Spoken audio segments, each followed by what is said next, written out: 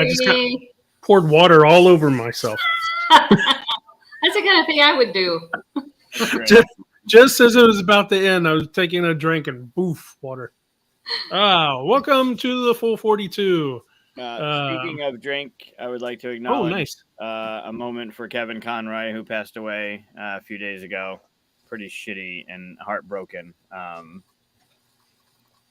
those that don't know, he's the voice of animated Batman. He was in the Crisis series with Flash and Arrow and the WB or the CW, whatever the hell it is. There you go. Definitely sad. Too young. 66 is not cool. And those that know, our friend that was on the show a couple months ago, Ian, at the original QSCon, got my rule book for the Batman game signed by Kevin Conroy. I know I've shown you that before, but now it means even more. Oh wow! So probably a one of one, but whatever. So yeah, thanks for that. We'd like to bring back Corey, of course, one of our special guests. I think this is your fourth time on the show. Who's counting? I mean, third. I guess I wasn't. 5th, 10th. In that range. But we did realize that you haven't gone through the lighting round, so we're gonna do that. But we're also going to talk about your game that's on Backerkit right now. That's on Backerkit is a live crowdfunding project called Explosion. And do you say laboratory or laboratory? I say laboratory, but I do like laboratory. It does sound more sinister that way. But I think either is correct, right? In the laboratory. Yes. Sounds fancy. The more you put into it, the better.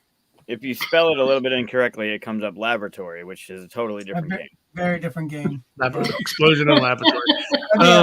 Parody of a prequel to a game. We're gonna do top 5 push your luck games, and that's because your game is a push your luck game, right? That's right. It's not only a push your luck game; it's a prequel to a push your luck game, so in the same universe. So a prequel. That's right. So it's why. Well, you go ahead and explain. Why is it a prequel? Well, so there's a game by Weird Giraffe Games called Fire in a Library, which is about books catching on fire in a library, and you got to save the books before the library burns down. And so my game is a prequel to that. It is the reason why the library was on fire in the first place. There was an explosion in the laboratory. Nice. And then are you going to do one that's like later on putting out the fires and then cleaning up the debris and then rebuilding the library? You never know what we're cooking up over here. So. Disaster in the Cafeteria is the sequel. Yeah, there's different rooms, right? Yeah. All different rooms in there. All right, and we're also going to play the game afterwards. So we got a lot of stuff to cover. A lot of things to have fun. I'm not watching the comments at all. Sorry, everybody. You're good. Hello. Hyper clock. Why does that say sticky?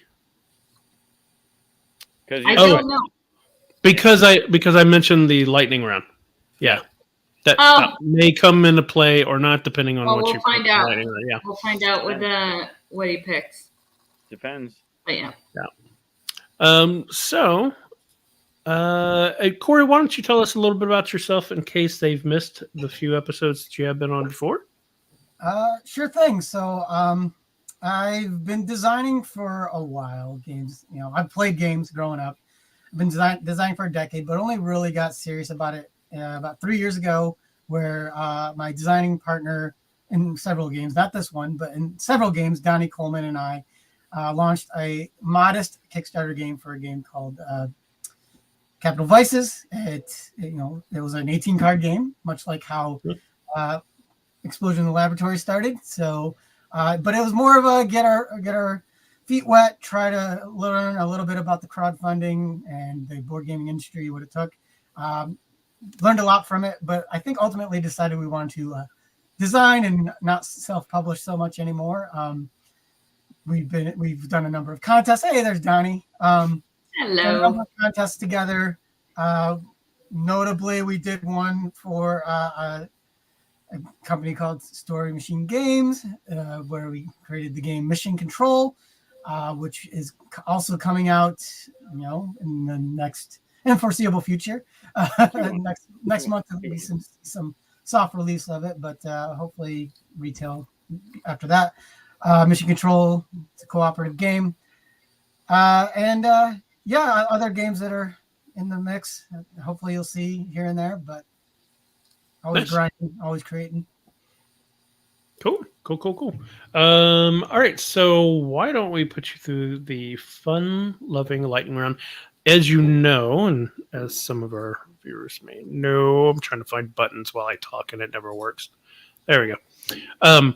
This is going to branch out depending on which choice you make, and eventually come to an end telling us which fictional character you are just like.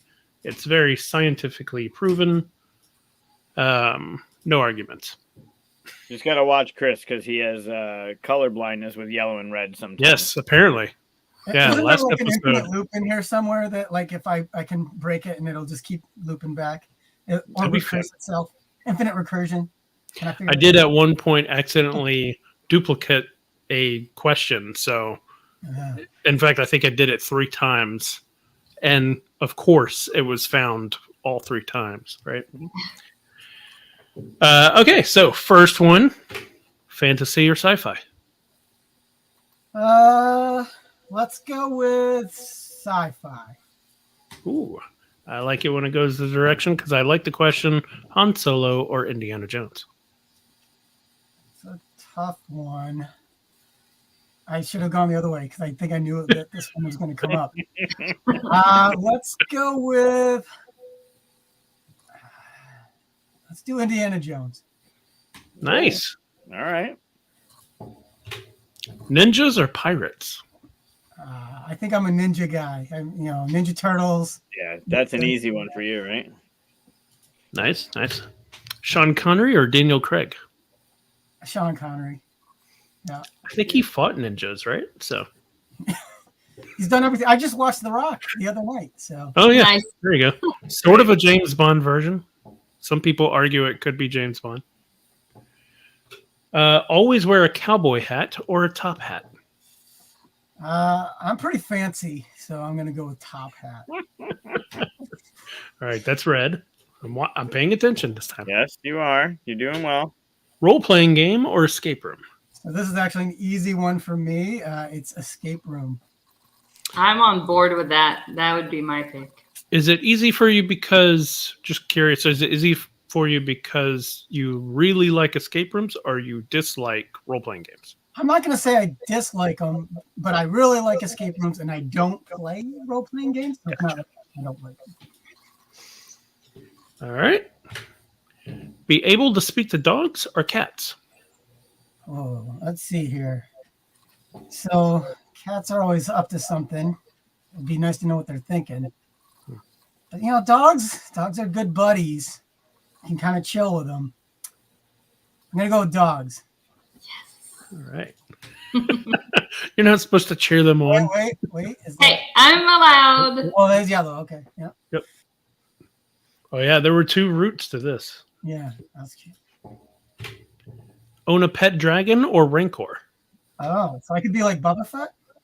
Yeah. That's cool. But dragons are cool too. Now, wait a minute. Do these like honor my commands and stuff? They're not going to turn on. Yes, your pet. Well, Pet. I'm not a very good pet owner. But just kidding. Let's go with. One can fly though, right? Is it flying fire-breathing dragon? I assume. Oh, sure. Yeah. That's useful. I'm going with dragon. All right. That's where I'd go to. Yep. And Teenage Mutant Ninja Turtles, Michelangelo or Donatello? Oh, Wow. wow. So you might be surprised, but it's my second favorite Ninja Turtle Donnie. because my first isn't on here. So Michelangelo. Oh, I figured it would be Donatello. I'm shocked it's Michelangelo. I know. Is your first Leo? It is. It is. I'm a Leo. That's my favorite too. Excellent. Can't keep secrets or must always keep secrets? I have to choose which one I continue on with? Or what does this Right. mean? That's you. Either you can never keep a secret or you must always keep secrets. I'll go with the must always keep secrets one. All right. So It's better. scientific. What was it? I said it's better to keep them than to Okay. spread them, I think. Didn't know if you wanted to go back or not, No, I'm good. because this is the final result. This is me. You I own are Ron Swanson Nice. from Parks and Recreation. Oh, Nailed it. that's awesome. You know what you're about. You almost, I almost kind of want to show. No, don't do it. They better not. Okay. Have we seen this You haven't before? done it We yet. haven't Leave seen it. this. I don't know. Have we seen a Ron before? No, I don't think so. I Oh, think remember. maybe we had one. Maybe we I had don't one. No. Maybe once. Are you drinking? You're not drinking whiskey tonight, are I you? sure am right now. No shit. Which one you drinking? It's a long. Wait, what is it called? Long Road or whatever. It's the Skinny Atlas one. Nice. Awesome. Well, that's Skinny perfect then. Long shot. Last shot. Skinny Atlas is local here, and that's pretty accurate for Ron. So, that's well done. Nice. I don't think anybody's really argued the final bottom yet so far, so I'm feeling pretty good at how it lands. I mean, it's science. It's though, very right? scientific. Yeah.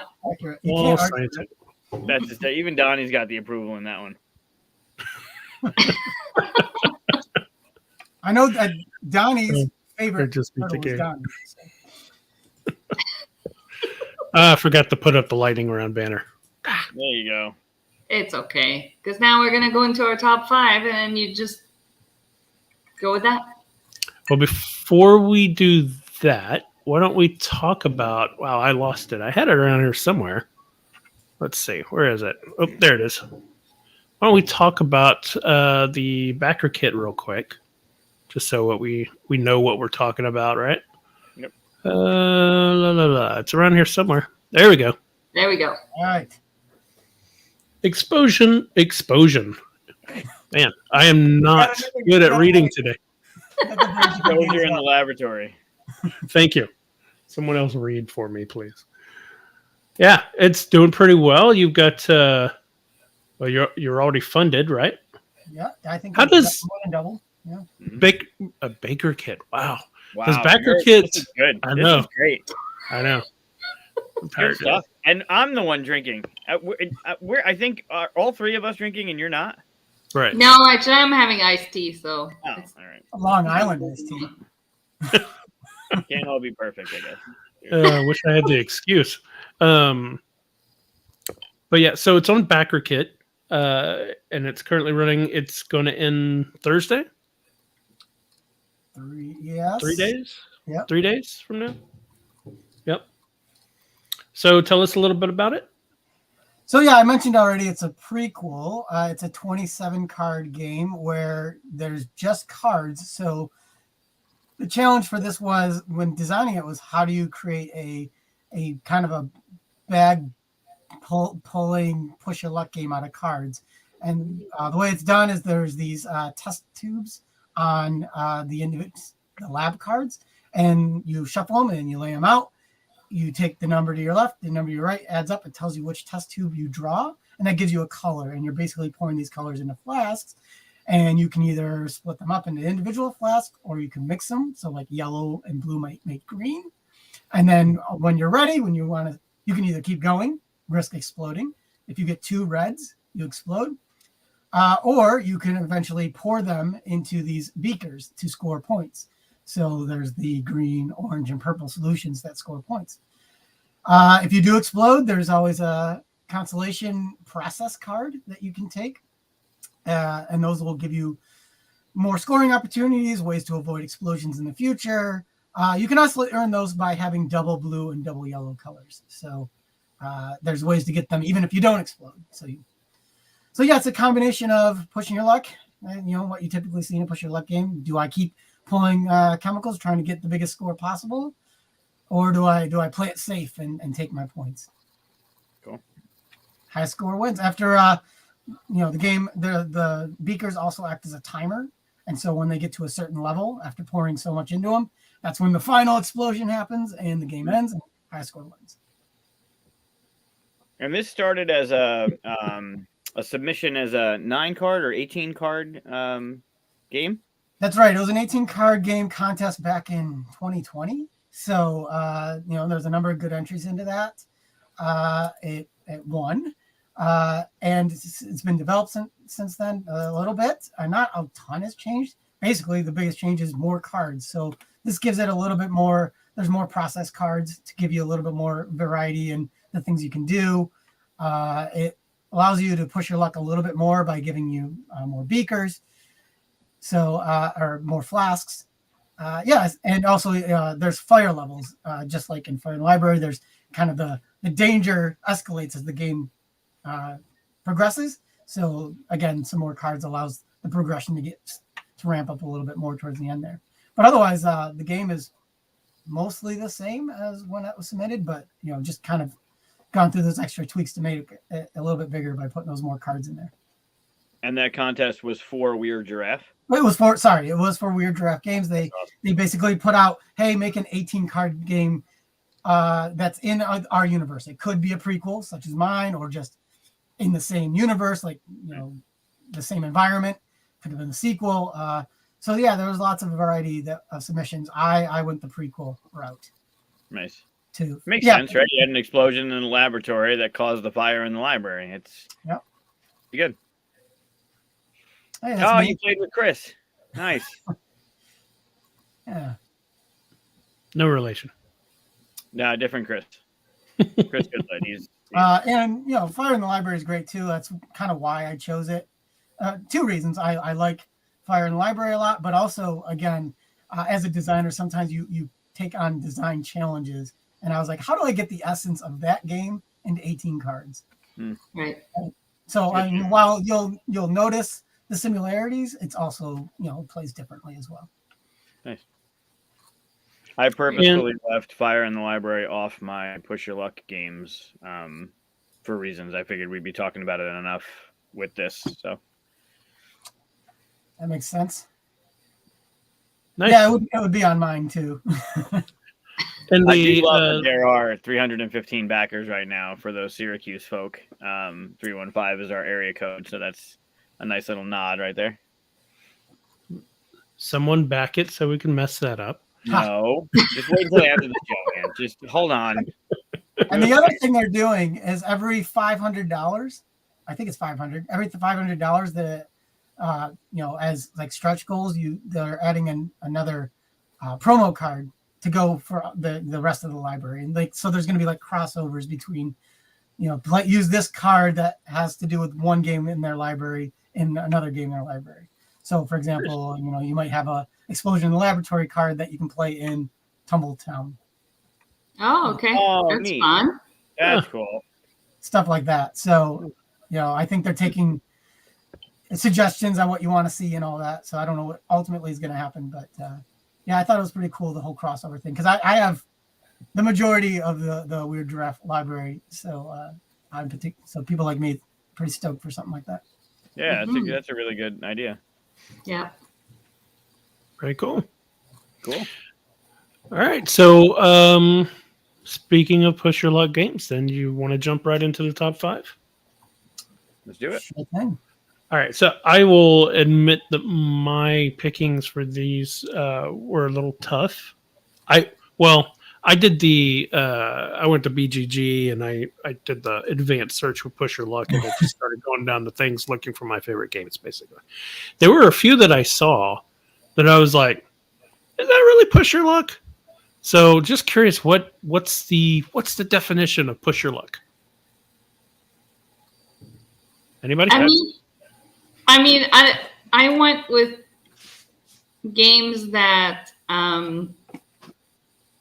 often, if you keep going in the game, you have a risk of losing everything, or you have a risk of getting something really bad, or Basically, like there is a tipping point where if you continue and it doesn't go your way, things might really go wrong for you. So that was kind of my like I mean, there are games where arguably, for example, like bluffing games kind of have a push your luck element to them. Like I'm thinking of Sheriff of Nottingham, where you're, stacking your envelope with a bunch of contraband. In a way, you're pushing your luck because if it gets open, you're going to pay for it. If it doesn't, but it's not technically listed as a push your luck. So, I don't know. I guess maybe the difference is that the push your luck is something that you cause by deciding to keep going versus like somebody else decides to open, like in the bluffing game. So, right. All right, okay. Corey, what'd you do? I think I did the Google thing too, because or the BGG search for the same reason. Because I was having a hard time thinking about it, but I basically wanted a list. Then I could be like, oh yeah, I like that one. Oh yeah, that's one of my favorites. Right. Yeah, and so on. And there were some on there, and they might be on my list too that are. Is that push your luck? But I guess we can have that debate when they show up. Yeah. There were a few that I was like, oh, I really do like that game, but I'm not going to put it on there because I would disagree that it's push your luck. So I'm not going to say what it is because it might actually be on somebody else's, and then we could talk about it then. But if it doesn't pop up, there's one that's in my head that I was like, that's not even close. So we'll see if it pops up or not. But I agree with Katia that it's, well, at least the first thing you said was that like it's a mechanism that is in there that if you keep going, you'll bust, basically, right? So, mm-hmm. So I noticed a lot of them had to do with set collecting too, right? Where it's like, hey, the more you get of this thing, the more it's worth, but you might not get any more of it.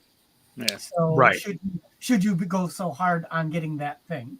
And I think I have at least one game that's in that realm. So there's no bust, but there's like diminishing returns if you don't end up paying off with what you were going for. So it's a different kind of push your luck. Yeah. I don't think either or any of you would have this on the list, so I feel comfortable saying it. But a game by Floodgate called Vault Wars by John Gilmore.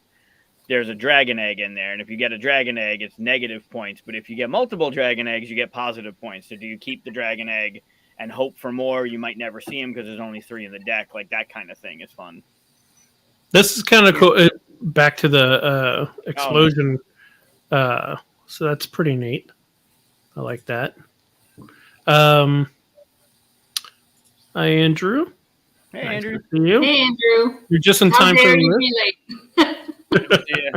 How dare you be late? We already got some lists showing up on the comments. I'm not going to pop them up just yet. I'll go back to them. I remember go back to them after we're done to see if we've got any crossover with comments. All right, so why don't we start? Let's see, who wants to start? If we start with Katia. Yep. And we do the snake thing, Katia would start with 5 and end up doing 2 and 1 back to back. So she'd be the first one to get number 1 out there in case there isn't. If you want to do that, I don't want to take any away again. Oh, let's do it. Let's start with Katia. All right. So I'm going to start with. So then, do we start with our number 5s or do we start with our first ones? Number 5s. Yeah. Okay. In fact, so my number I even 5. have a nice little banner here. Boop. My number 5 is No Thanks. It's a really quick game for those who aren't familiar with it. It's something to easy to bring at family gatherings or friends gatherings that maybe aren't gamers. The push your luck element in this one is when you decide to take one of the numbers, you're really hoping that further along in the game, you're going to be able to have a sequence with it, because when you have like a series of number like 5, 6, 7, the one that's going to end up scoring is the lowest one, and the other ones or the highest one, and the other ones don't count. So basically, you're aiming for the lowest total amount of points in the game. So you are trying to create like as many sequences as you can with the stuff that you draw. So you might end up taking a high point card, hoping that you can create that series. So that's the push your luck in that one. And also, like in the game, when you pass up on a number and you say no thanks, it goes to the next person. They have the option to take it with all of basically when you pass, you have to put a token from your pool. And so the more that people pass, then it gathers a bunch of tokens, and the tokens are negative points at the end of the game. So it helps you out if you've, grabbed some high number cards. But yeah, it's an easy to learn game, and it's just super fun. It's slow. Like you don't need to think too much when you play it. So those games are fun. Yeah. 4 versions. Looking at these images, I realize I have the most boring version of No Thanks. Oh, I think mine was pretty dull. Oh, I didn't realize there were so many different ones. Isn't that the mind you just showed? Yeah, this is the mind. This is not No that's Thanks. not No Thanks. You're playing the mind. Oh, however, no, You it could looks play like it. they're using the mind cards to play No Thanks. could. Yeah. That's funny. I've used in the past the game.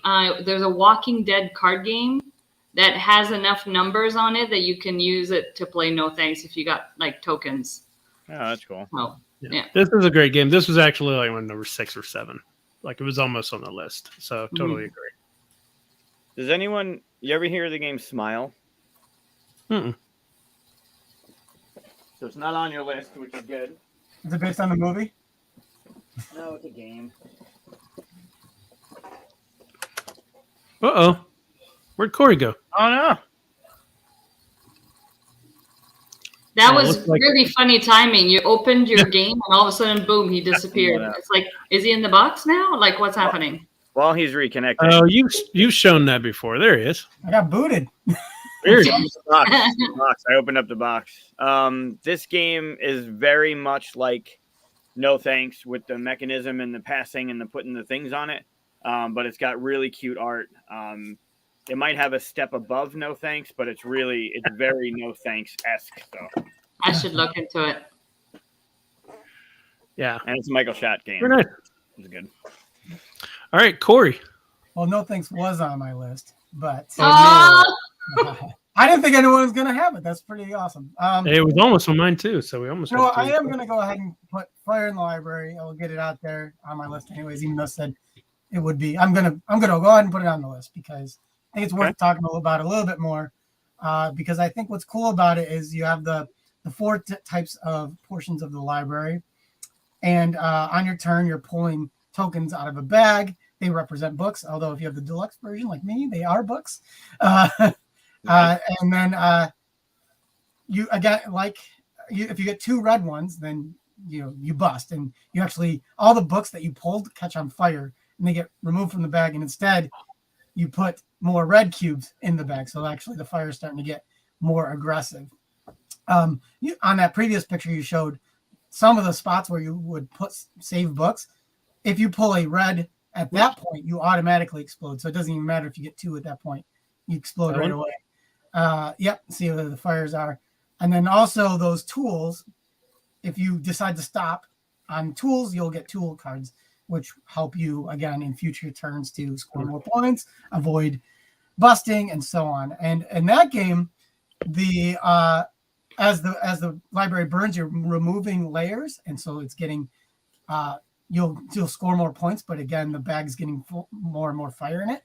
And if the library burns all the way down, then the game ends. So what I took in my game is I reversed that. Instead of when you bust, you're advancing the game. In fact, when you pour liquids in the potions or in the beakers in Explosion Laboratory, you're progressing the game. So it's the opposite. So the scoring progresses the game instead of the busting. gotcha. But in Library, it's the busting that progresses the game. And then, of course, at the end of each round, it progresses anyways. Highest score wins. Yeah, it's pretty fun. Yeah, I think Fire in the Library is beautiful, and it's in my opinion, I think it's Weird Giraffe's best game. I think it's the best one they have. It's fantastic. So far. So far. Ha! A couple times good. But Fire in the Library, it was beautiful. Yeah, Just Tumble Town. That's good. I have to play that. I have a copy, and I have yet to have the opportunity to play it. That's good. So I really want to try it. Oh, those are unique meeples, actually. They don't normally look like that. It's got a cool fire bag too. There, it's like Oh, yeah. fire print on it. Yep. Very cool. Mike.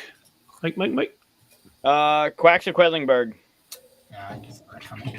I'm doing it now before anybody else does.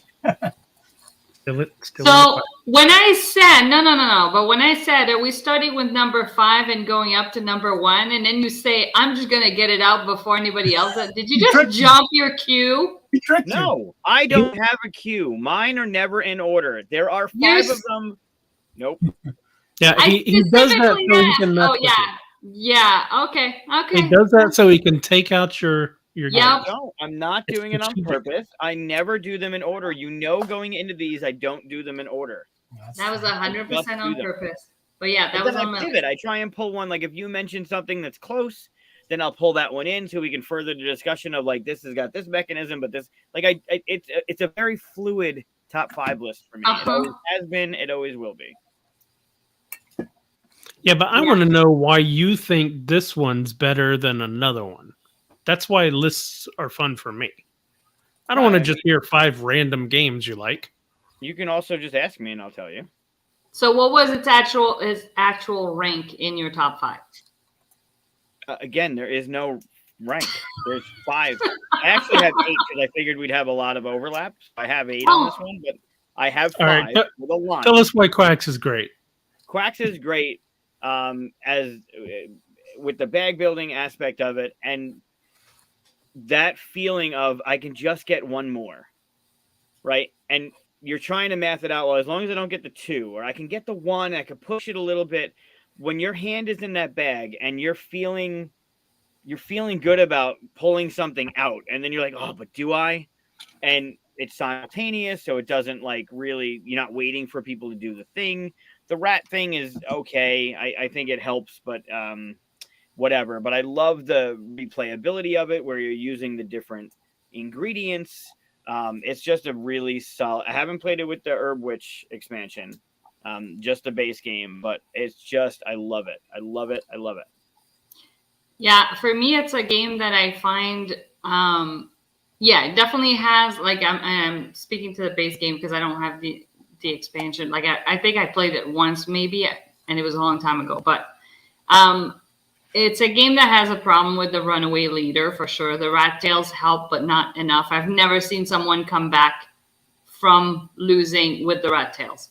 But it's still so fun. The decision making of building your bag, choosing which chips you're going to go for. And I find that it becomes, if you're losing in the game, the fun of trying to pull out combos, like fun combos where it's like you could get as far as you can. And then it's like, oh, I finally pulled this one that's worth, whatever, like a 5 or whatever, 6, whatever they're worth. But it's like when you pull your big ones, it's so exciting. No matter if you're winning or not, you get excited that you finally got rewarded with that. So, I mean, yeah, it's a game that I really don't care if I'm winning in it. It's just fun. When you get that one that needs to be 2 away from the last one and it actually comes up the way you need yes. it. Yeah, all of that stuff makes the game, again, the same as you said. It doesn't matter if you're winning. It's just fun. I like the upgraded chips. I like what people have done with 3D printed base, and then they super glue the cardboard chit in it and then gloss it with a resin. Those are really cool. I know BGG has the upgrades, the actual upgrades, but I've seen homebrews of it. Homebrews of a 3D base with those glued in and the resin on top that look really good. They also have on Amazon, they have these clear capsules, basically, that you can put each chip in a capsule, and that will work as well. But yeah, it's a great game. Those capsules are great. They work for the Arkham Horror LCG as well. The tokens that you're reaching in to see if you're going mad or whatever, they fit right in. I want to say the 3/4. They may be the inch coin ones, but they work as well. Gives it more of a tactile feel for sure. Nice. Yep. So Quacks out of the gate. All right. Well, my number 5 is the only one that I question is actually push your luck. Only one? It's the only one that I question. You can question them, the other ones if you want. But it all kind of comes down to, is the Yahtzee style rolling of King of Tokyo a push your luck game? I thought about this one and I said no. Why? What's your reasoning? There's no negative to the pushing your luck. You're going to roll 3 times and try and get the 3 threes and try and get extra threes or try and get hearts. You're always benefiting from what you roll. The push your luck is staying in the city. The reason why I disagree is because there are times when you roll something that is pretty good, but you get rid of it to roll for the more nearly impossible to get thing that's way better. You never story. You never do that. You never do that. I always do that. The push your luck in King of Tokyo is staying in the city or getting out of the city. So either you're getting beat or you get to beat people with your heart. Can I stay in one more round? Can it go around 3 more times and me still lose or live? But it comes down to, like, if I've got 3 hearts and you've got 3 hearts. Yeah. Do I do the thing that lets me heal up, or do I do the thing that lets me try to kill your 3 hearts? And if I don't get those 3 hits on you, I'm definitely going to be dead. That kind of, like, do I make that decision? That's why I chose it. Hey, maybe you're both right. This game is twice the push your luck than all the other games. Maybe it's the total opposite. Push your luck twice over. Twice. Well, 3 times because you get the... Yeah. But anyway, I think most people already know this game. It's been around for a while. It's a pretty well-known game. It's a Yahtzee-style King of the Hill kind of game. Fun, easy, last game of the night thing. I've played it a million times.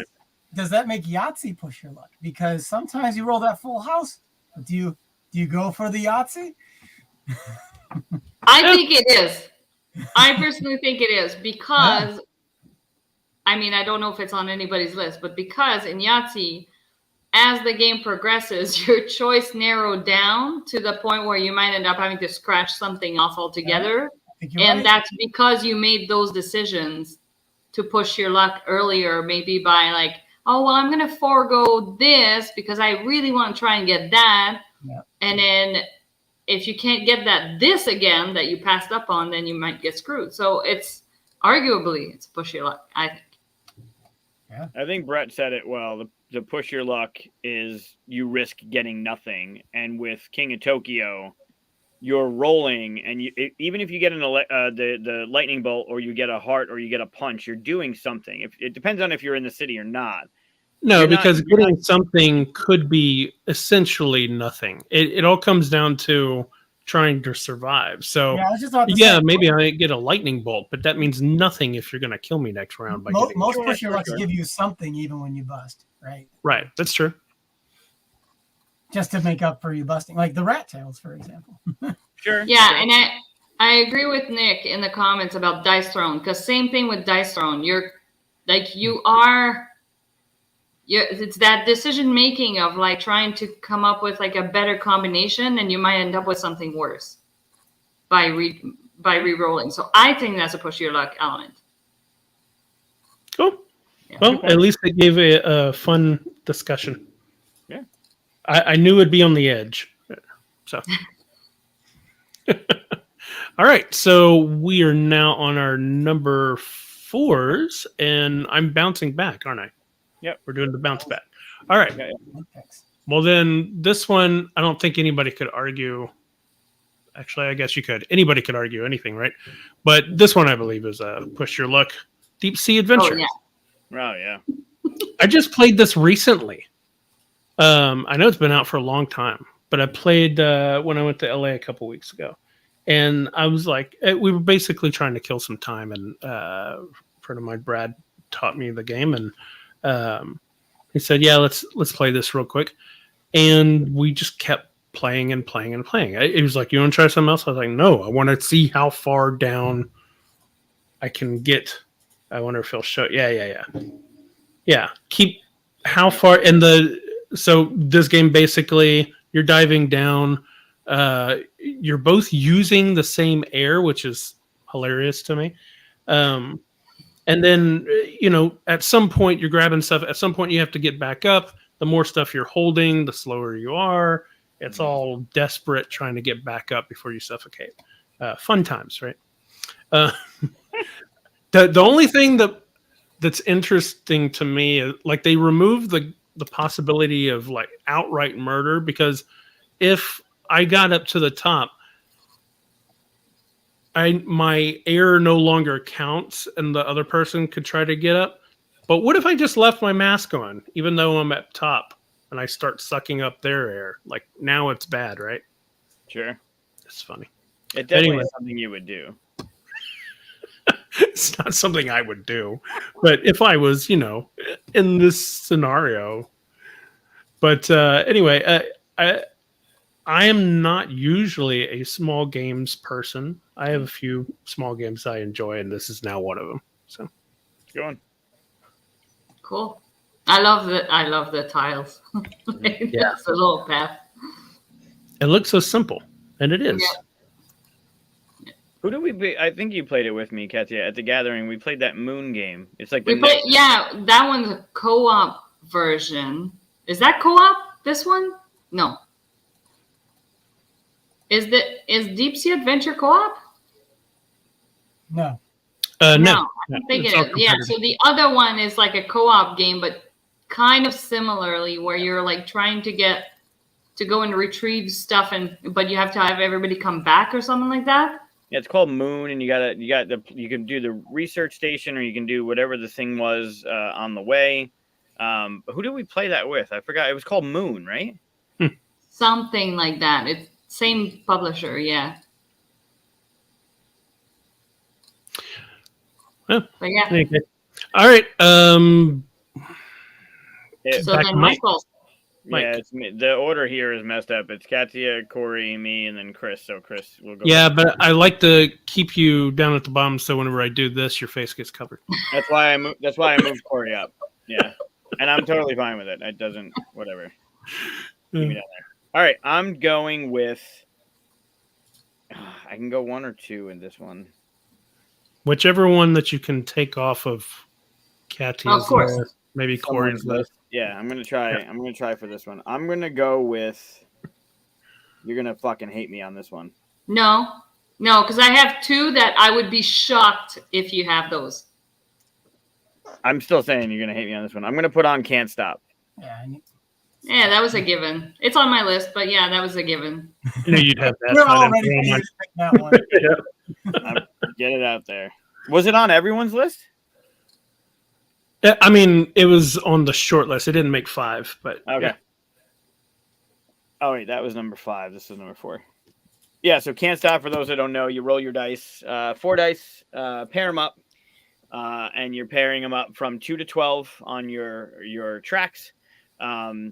At any point, you can stop rolling, and wherever you only get 3 of those white things to move up on the tracks based on your pairing. And at any point, you can stop and move your color up on said tracks. Yeah,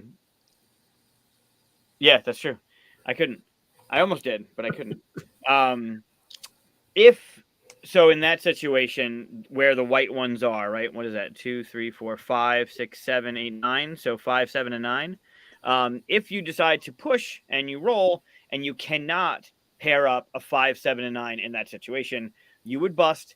You would lose your forward progression, and the white ones would come off and you pass the dice. And the objective is to get 3 of your color to the top of the mountain. First person to do that wins. Probably one of the easiest push your luck games to teach, I think. Yeah. Super approachable for gamers and non-gamers alike. It's just a lot of fun. Eagle Griffin put out that version there with the playmat. There's an older version. I think, is it still Eagle Griffin? I don't know who did it, but they have a plastic with cones and it sockets in. It's much thicker, but great game. This is a highly addictive game. Yep. Yeah. Agreed. It's It's We played it on the show. straight- Too. It's straightforward. Push your luck. Like there is nothing else to it. You're just doing that, and it's very much that. Just one more roll. Just what I can do it. Mhm. Yeah. I Yep, played this for it's the great. first time in person at QSCon, actually. I Nice. played in a board game arena a few times, but that was the first time I actually played with it physically. And I think there's something to it, playing and rolling those dice and like, oh, I could do this. Oh, wait. Oh, I didn't get the number. Oh, wait, I did get the number. Mhm. Sure, the good version. That's The one I was subjective. talking about with the plastic. That one? No. Nope. That one. I think. one. Yeah, this one. That's the one. Black and It white. has grooves, and it. You move your little cones. Yeah, So there's just a the lot of black and white homebrews version. for it. That one's really. It's got a really thick board, plastic That's board. a different one. Yeah, you're going up the mountain. But it's got a really thick board that sockets those things in so they don't slide around. And then the cones stack on top of each other. Because if you got one douche that's going to roll the dice onto the mat, it's going to move everything around, and you got to remember where you were. And those actually, that's a big red plastic board where the things are socketing in. Yeah, it's beautiful. It's Sid Saxon, I believe. It's just a great game. Yeah, runner up. I know. I love that comment. I'll send you a copy if you want. Well done. Yeah, we ran the tournament this year. Corey, did you play in the tournament or no? You just happened to play it at I Keystone. don't even know that there was a tournament. You must I did. I played and I did not perform well at all. Yeah, I was playing with Paige. I was playing with Jeremy, and I just blew chunks. Like basically second roll. Like as soon as I had to roll for something that was already there, like as soon as the 3 white pieces were there, my next roll I would bust every time. It was awful. But There you go. There's a good one. That's a good visual of it. The thick red board with the sockets and the pyramids that go on top of each other. yeah. When you said cones, I was afraid they were just like perfectly made cones, and that makes me think of like D4s, and I always have a hard time picking those up because I have no texture on my fingers. I can't open plastic bags or anything like that. So cones are my worst enemy. The more you know. Did you have your fingerprints filed off so you could rob banks or something? No, I still have fingerprints. I just don't. My dad was the same way. I don't know what it is. It's a weird family trait thing. That is very odd. Yep. So Corey is next. Oh, Yes. okay. I Right? got it. Are you I ready? agree to this. Yep. Steven. Let's Yes. go with Tiny Epic Quest, Oh, nice. Ooh. That's a good one. Okay. which is only half the game is push your luck, but it's when you're in the dungeon phase Yeah. and everyone's rolling the dice, and you got to decide if you're gonna keep trying to get that thing you need or if you're gonna bail. And you almost always keep wanting to go because you really want to get that thing to the level that you're looking for. Mhm. But man, it is punishing if you fail, if you bust in this game. Like you have to lose a level and you lose all your stuff. So it's one of the most punishing push your lucks, I think. But overall, I love, it's a great game with the day phase of questing around and getting your gear and then preparing for the dungeon phase. Yeah. There's not a lot of pictures on here. I was trying to find a good picture of the board. There we go. And I can't even zoom into it. It's one of I'd say it's in my top 3 Tiny Epic games too. It's my favorite Tiny Epic game. I'm upset that I forgot about putting this in there. I'm glad you got it. Yeah, it's a good one. Yeah, those item meeples are fantastic. This is the game that started the item meeple. And then they did. Yeah, and the little weapons rack or like the Mhm. little item rack is the best thing in the whole box. The best thing, having all of them on there. It's so it's so great. Yeah. I love it. I can never get all mine to stick on there. I got obsessed with the item meeples that I made my own Ninja Turtle item meeples. Oh, Hold on. Hold on. We need to see this. Hold on. Hold on. I gotta see that. Let's see. There's my Leonardo. Oh, that's great. There's my Raphael. Oh, that's My awesome. Donatello. Michelangelo. Oh, that's great. Oh my gosh. That's great. I just realized that you got the Batman game behind you too. I thought you only had Troubles upside down, but you got the Batman. No, yeah, equal opportunist over here. Well done. Appreciate it. Soon, Katia will have a game behind us upside down as well. So Yeah, right now I have 2 for my, 2 right there. Yeah, I mean, I have my Thundergriff stuff behind me and some other things, but I'm not in my usual spot, so. I mean, physically, like Chris's game is Troubles, my game is Batman. We'll have a game of yours behind us upside down. No. Mine goes right side up. It'll go upside down. I don't have anybody's games upside down. Because you're not fun. That's true. I'm notoriously not fun. If you've seen Right, a recent interview of mine, I'm definitely not fun. Oh, I can't wait.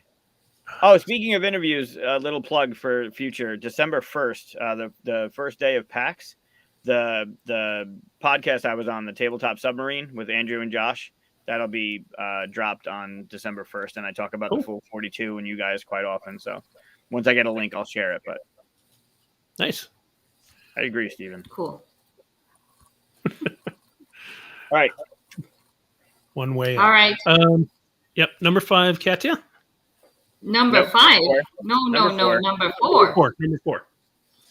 My number 4 is, well, since Can't Stop and Quacks are out of the picture because of a certain somebody, I'm gonna say Clank is my number 4. Oh, you Thanks, suck. everyone. And I mean, I say Clank, but I know that Clank Catacombs is gonna climb right up there because it looks even better than Clank. I haven't played Clank in Space, but I also heard that one's better than the original, but I'm just going to speak to this one. But for people who aren't familiar with it, you are basically going down in whatever you call it, underground. You're trying to pull out some artifacts that are worth points, and you're trying to make it back out. The push your luck element is that as you're going down, you're making noise, and your noise that you're creating are these little cubes that you toss into the dragon's bag. And at the end of each round, I think it is, that the dragon, depending on where he is, you pull out that amount of cubes. So if at some point you run out of cubes, you die. So you're trying to grab some artifacts and then make your way back out on the ground level and then make it to the castle. But it's also a really good deck building game, as well as push your luck. So it has some like monsters you can beat and try to acquire fun stuff. You have weapons you find and things like that. So it's a really well-rounded game. I find it really fun. The only issue with it is that you could end up having somebody in the game die really early, and then they kind of don't have too much to do for the rest of the game. But I don't think it happens that often. But yeah, it's a really fun, you definitely get that feeling of like, yeah, pushing your luck, like trying to get as deep as you can because you want to fish out some artifacts. So, well, if somebody dies, then it increases the noise stuff real fast, right? it's possible. I can't remember because it's been a couple of years, but yeah, it was. It happened in one of my games where the person died really, really quick. So yeah, it will increase everybody else's things so that they'll have to rush up even faster. Mm-hmm. And I always like if someone does die, they're the ones that get the pull from the bag now, because now their whole thing is the delight of trying to kill everybody else. Sure. Yeah. You stole my number one, Katia. Okay. Sorry about that. It's actually like it is further down on my list, but yeah. I'm definitely like, I don't think my number one, anybody's going to touch it. And now I go into my number. Hold on. What are we at? You'll be doing your number 3 now. Yeah. My number 3. I'm going to run out of, hold on a sec. 1, 2. I talked about, no thanks. I talked about Clank.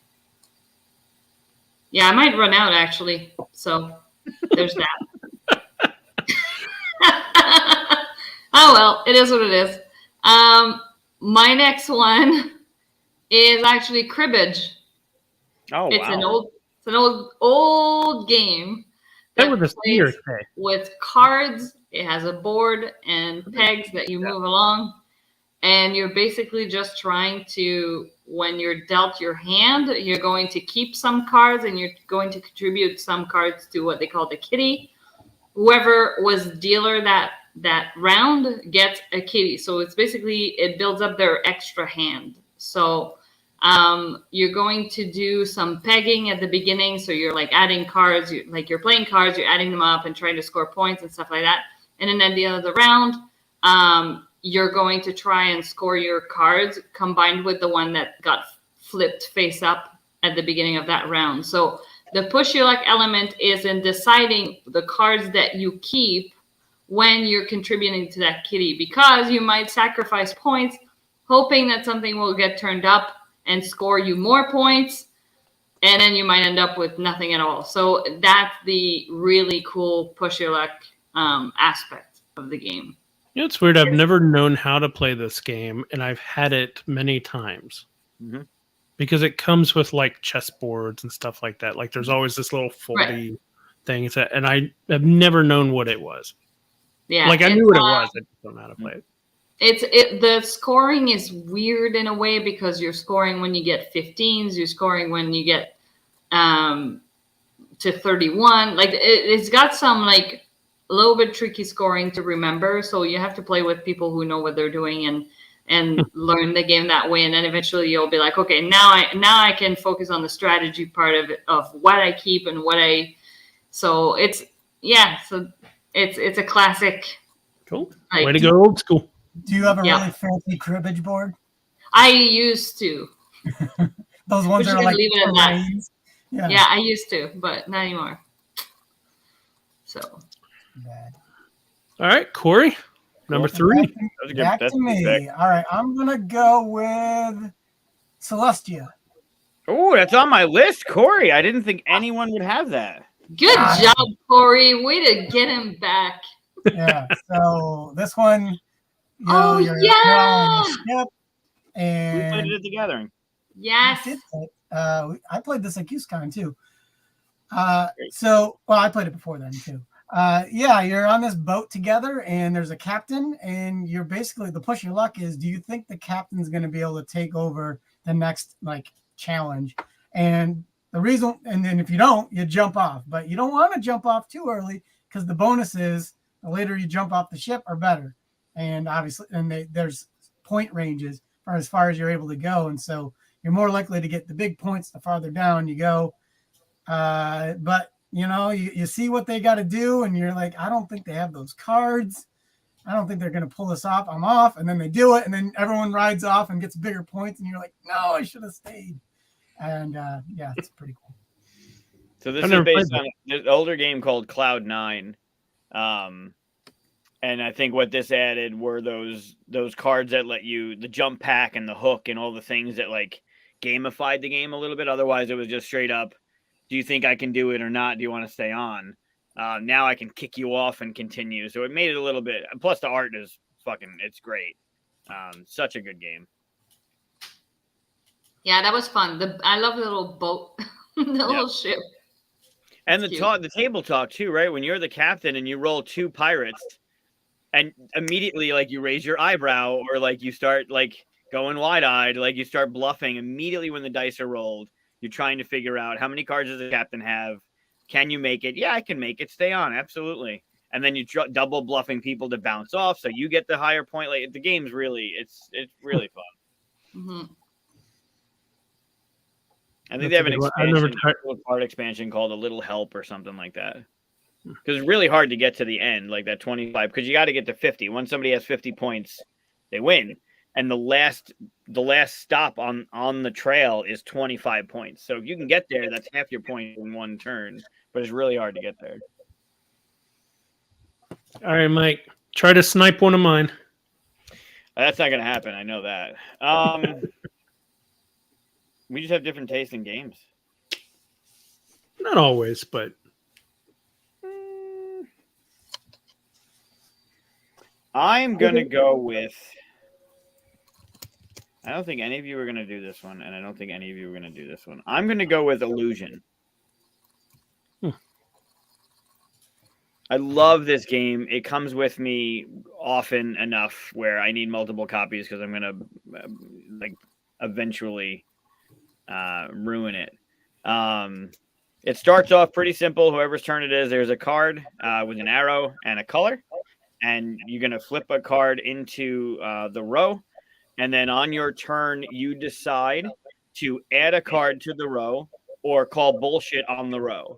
And your objective is to put the cards into percentage order based on the color of the arrow. So if you look at the cards in the background there, right, you'll see a bunch of different patterns, yellows and reds and blues and greens.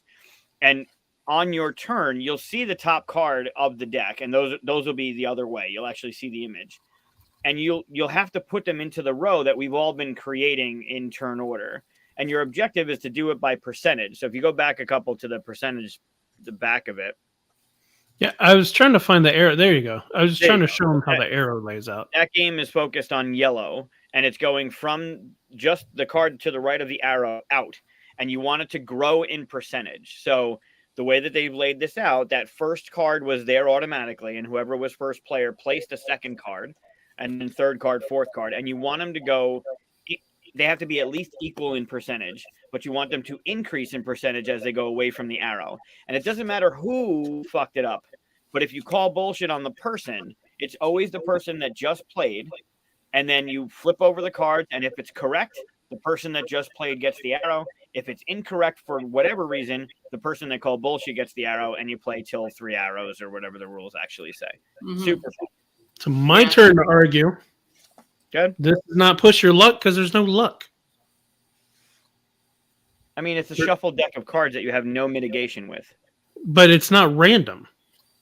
The cards No, are but so the aspect of the push your luck is that, like you said, the cards are random. So you're gonna, on your turn, you have to decide if you're gonna keep going with a card, and you might get one that's super easy and obvious that you think, oh yeah, this clearly goes there. Or you grab one, you're like, damn it, I have no idea where this goes because it looks like, right? Right, but I know how to play it. I have the game. You know what card the answer is on the back. In the row. It's the card, the next card down that you have no idea about. So if I decide, if the top card is like, all right, I think I could put it in between cards 2 and 3. I take the card, I put it down. That next card could be super easy. And then obviously you're going to put it way down in the bottom of the list, or it's going to have a ton of yellow and you're going to put it up on the top. And now I'm out. I don't get an arrow. I don't even get a choice at bullshit. And it's the next person. You don't know the second card down. That's see, we used to play it that you hid the top card. Maybe that's why.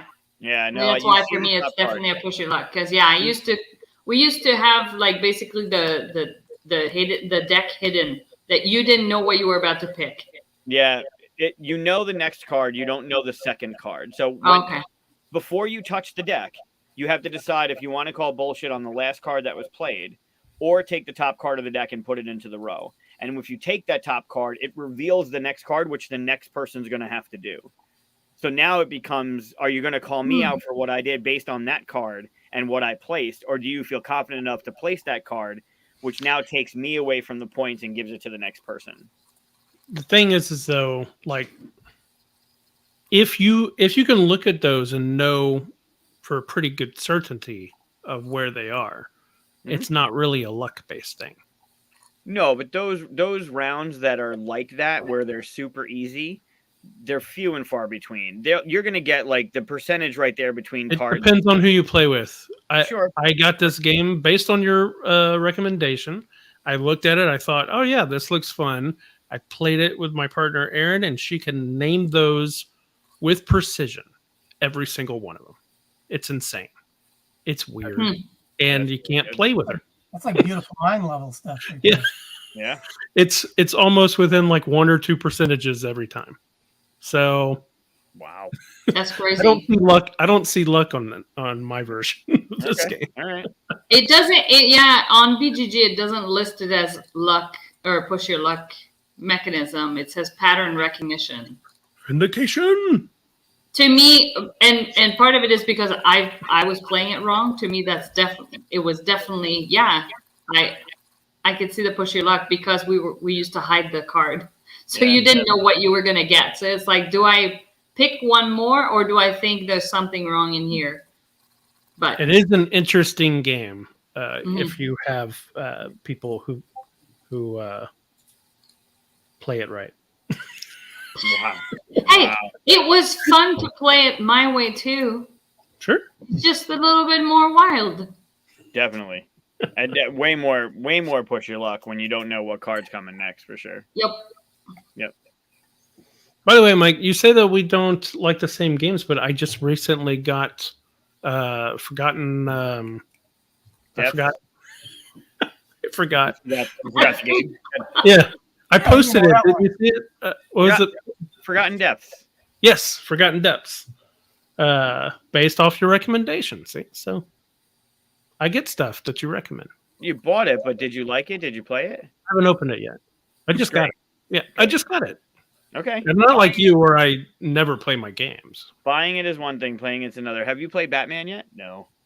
It's packed in a box. For what? 2 years? Oh. No, it's like packed away with all my other games. No, I understand. haven't that, but moved. You bought it what? 2 years ago?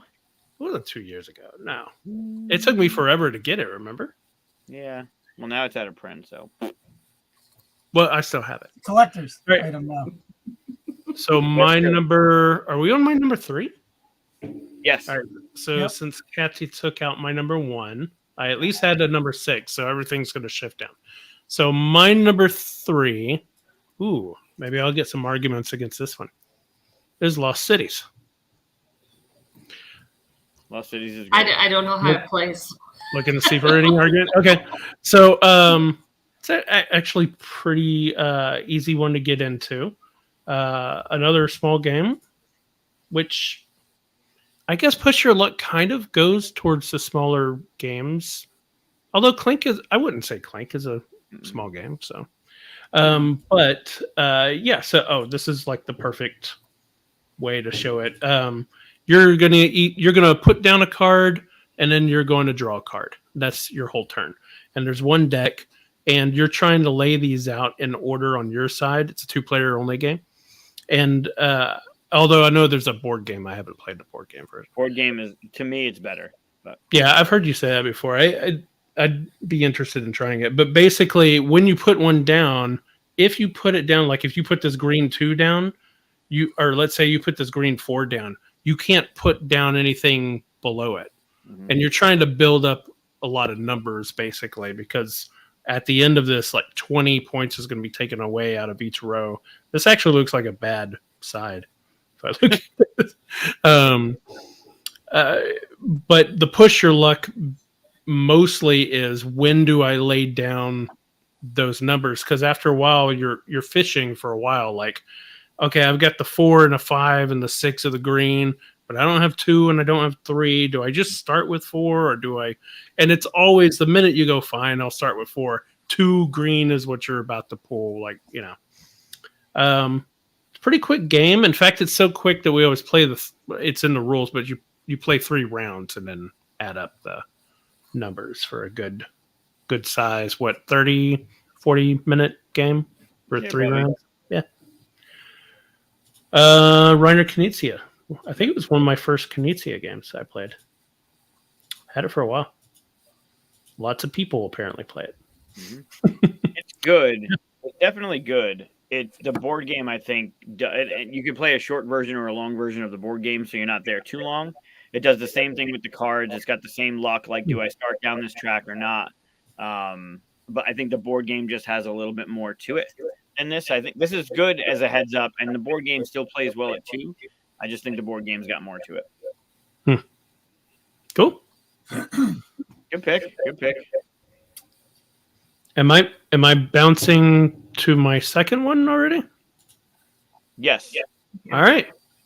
So my second one is, my number 2 is Megaland.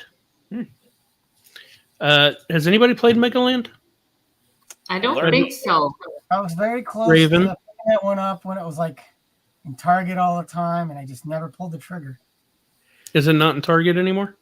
I haven't seen it That was in a a few long years time. ago.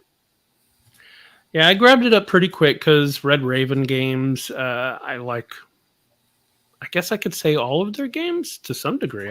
I haven't found one that has just fallen completely for me. So I'm usually going to grab what's there. But this is definitely a push your luck thing. In fact, I think they even use the term in the rulebook because you go out adventuring. The longer you're out there, the more likely you're going to get killed, and then you don't get to bring anything back. But at some point, you go, okay, that's enough, and you come back and you get to keep the stuff that you're doing. Classic push your luck. And then once you bring it back, you get to use the gold that you get to build these little buildings that give you special abilities and stuff to go out even further. And it's, I mean, that's pretty much it. This is the whole game. So it's a small game, but it really, really fun to dive into. That rabbit's great. Cool. I love the art in their games.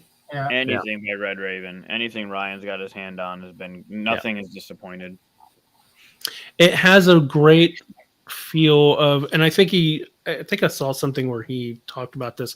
He was trying to do a video game feel, like you go out, almost Mario.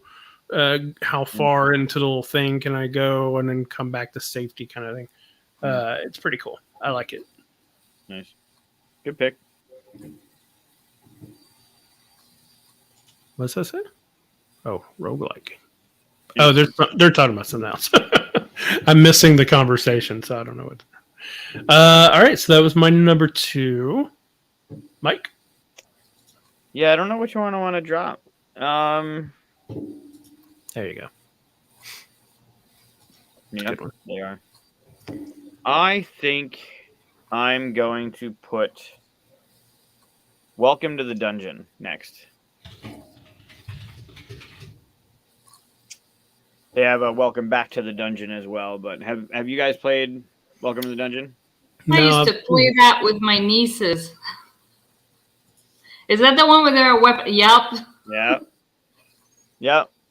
And then on your turn, you're either deciding to go into the dungeon and fight what's there based on what people have populated the dungeon with and what is also in there, or take a weapon away. And then either you're gonna do it and succeed, or you're gonna miss out and not get anything. But like trying to figure out, will it go around one more turn? Will I be able to survive with just the axe or just the whatever? Super small box, just fun art, and I think it's a good experience. Yeah, it's good. I like it. Cool. You guys have played it? No. Nope. Played it, yep. Okay. All right, Corey. Good. It reminds me of. I'm trying to think of another game that was like it from many years ago, and it's kind of the same thing where you bid on. You bid on as a different game, not this one, but it reminded me of a game where you bid on these characters and they're like, oh, they're going to be able to beat it, but what if he had a wounded knee? Is he not going to make it? And a very, very similar game. Interesting. Many years ago, I'll have to look up what it was called, but it's a pretty similar concept. That sounds similar. All right, Corey, you're number 2. All right, here we go. Living Forest. Ooh. I haven't played it yet, but I have it. So it's a push your luck deck building game. So what's interesting about this is you're buying cards into your deck, but then on your turn you're revealing them for icons that can let you do things. But if you go too far, too many icons show up, it forces you to stop, and then you don't get the full benefit. I've only played it on Board Game Arena. I don't own it like Katia, but it's pretty fun. It's pretty unique. I think it won a spiel, did it not? It did. I think it did. It was nominated. I didn't know if it won or not. Did it win? Yeah, I think it won. I'm very bad at this game. There's different ways to win. Like there's 3 tracks, so like you can either win on the the forest track or the animal track, and then there's this like purple flower track, which I always figured was impossible, but I think I played someone and they finally they actually won it that way, and I didn't know that you could actually win that way. So it's kind of interesting that there's the different ways to win the game as well. That's cool. Yeah, I really want to play that. Yeah, you're building out these trees. The animals are the ones that go into your deck, and then you're putting out fires in the forest or something in the center there.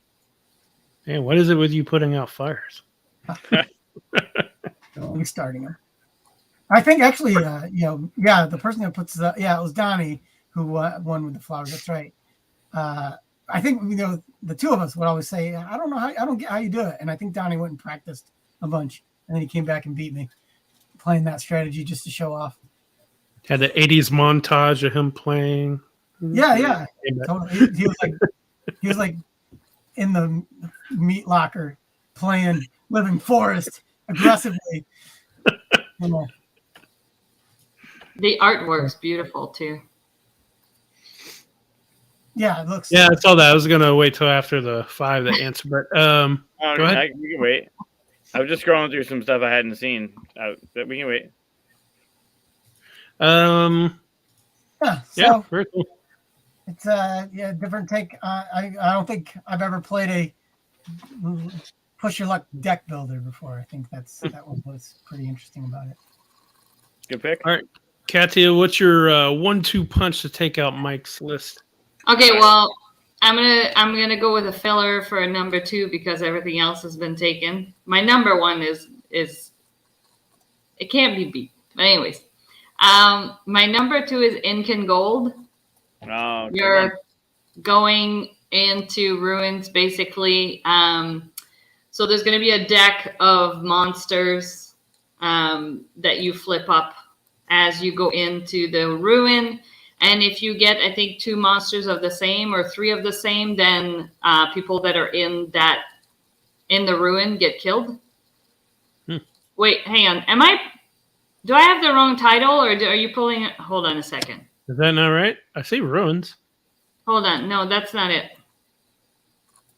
Is it not? Wow, I can't even. Maybe I have the wrong title. Hold on a second. I was sure it was called Incan Gold, but they did. I think they changed the name of it. No, it is Incan Gold. Yeah, but it looks very different than what you're showing right now. So I'm extremely confused. Who's it by? It's Alan, right? Alan Moon? Yeah. It had like little tents. Yeah, why does it look so different than what you're showing? The version I don't know. The version I'm used to playing is basically okay, hold on. I'm just going to pull up the image here. This is the version I'm used to playing. Everybody has little tents.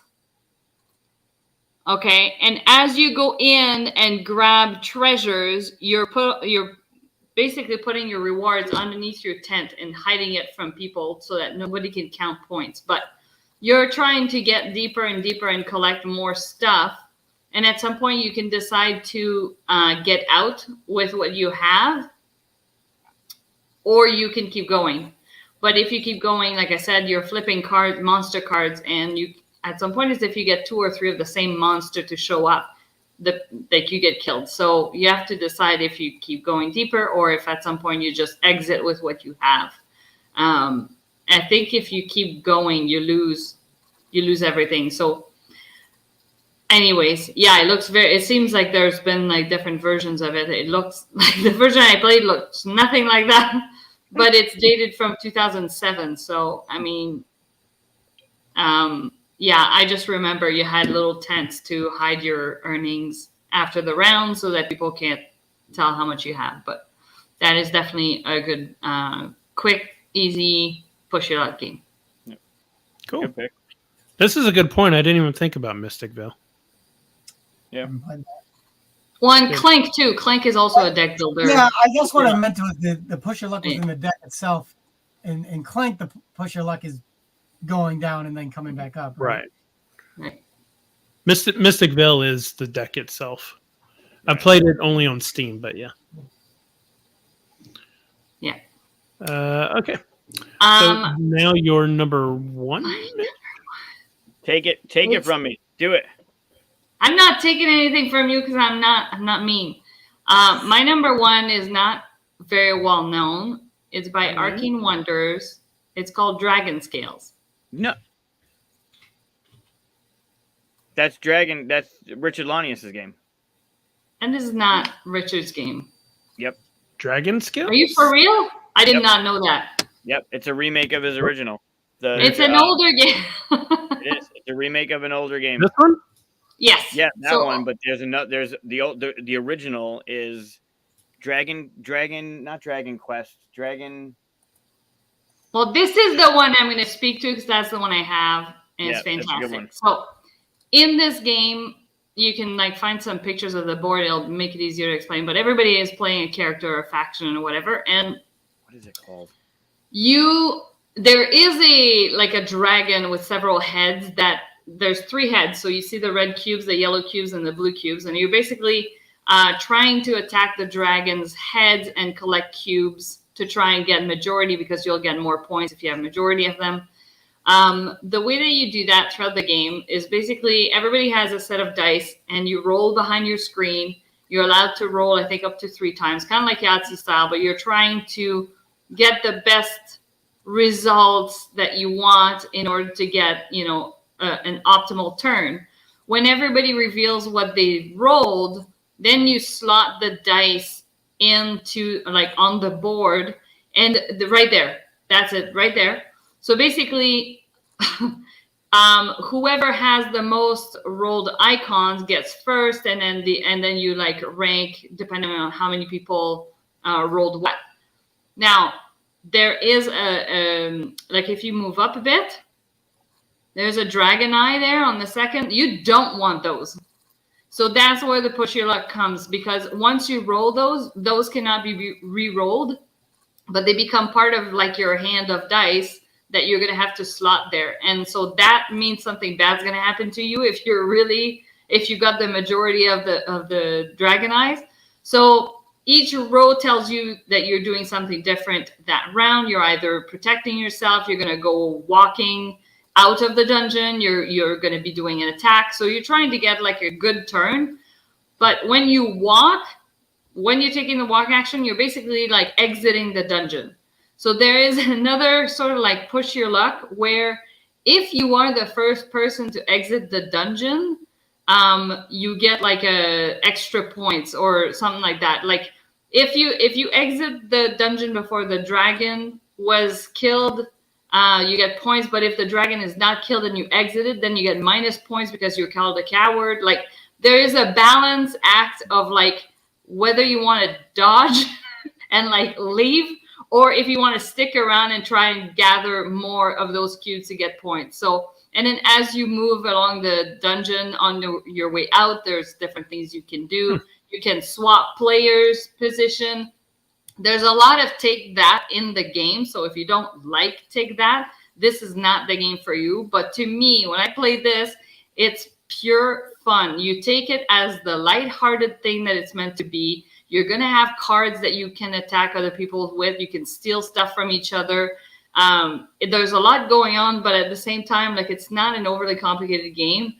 It's just like you're chucking dice and trying to see, how much you can do on your turn. But yeah, it's just I just thought the concept of it was really cool. The balance between like attacking versus exiting. And then, what happens on your turn is it's fun. It's really, really fun. Mike, didn't you have this on the list? It's called Dragon Rampage. Mike, you had this on another list like a year ago or something, didn't you? What was that? No, list? I think that was me. Oh, it was that for you? something else. Yeah. No, this is a favorite. This is it. I like Dragon Rampage a lot. I think Arcane Wonders did such an amazing job with the art and this edition of it to make it feel better. It's awesome. Cool. It's Great. definitely a game you want to play at like 3 or 4 players. Like it probably plays at 2, but you want more players in there because it's a little bit more fun with the interactions. But yeah. Yeah, it's a good one. Great pick. Corey, you're number 1. All right. So a callback. I mentioned that there was a type of push your luck that maybe isn't push your luck, so this might be controversial. So my pick is archaeology the new expedition.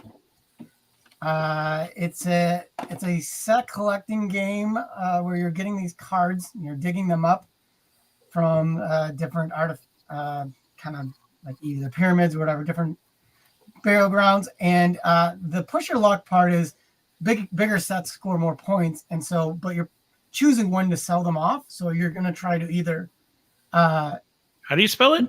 archaeology, ARCHAEOLOGY.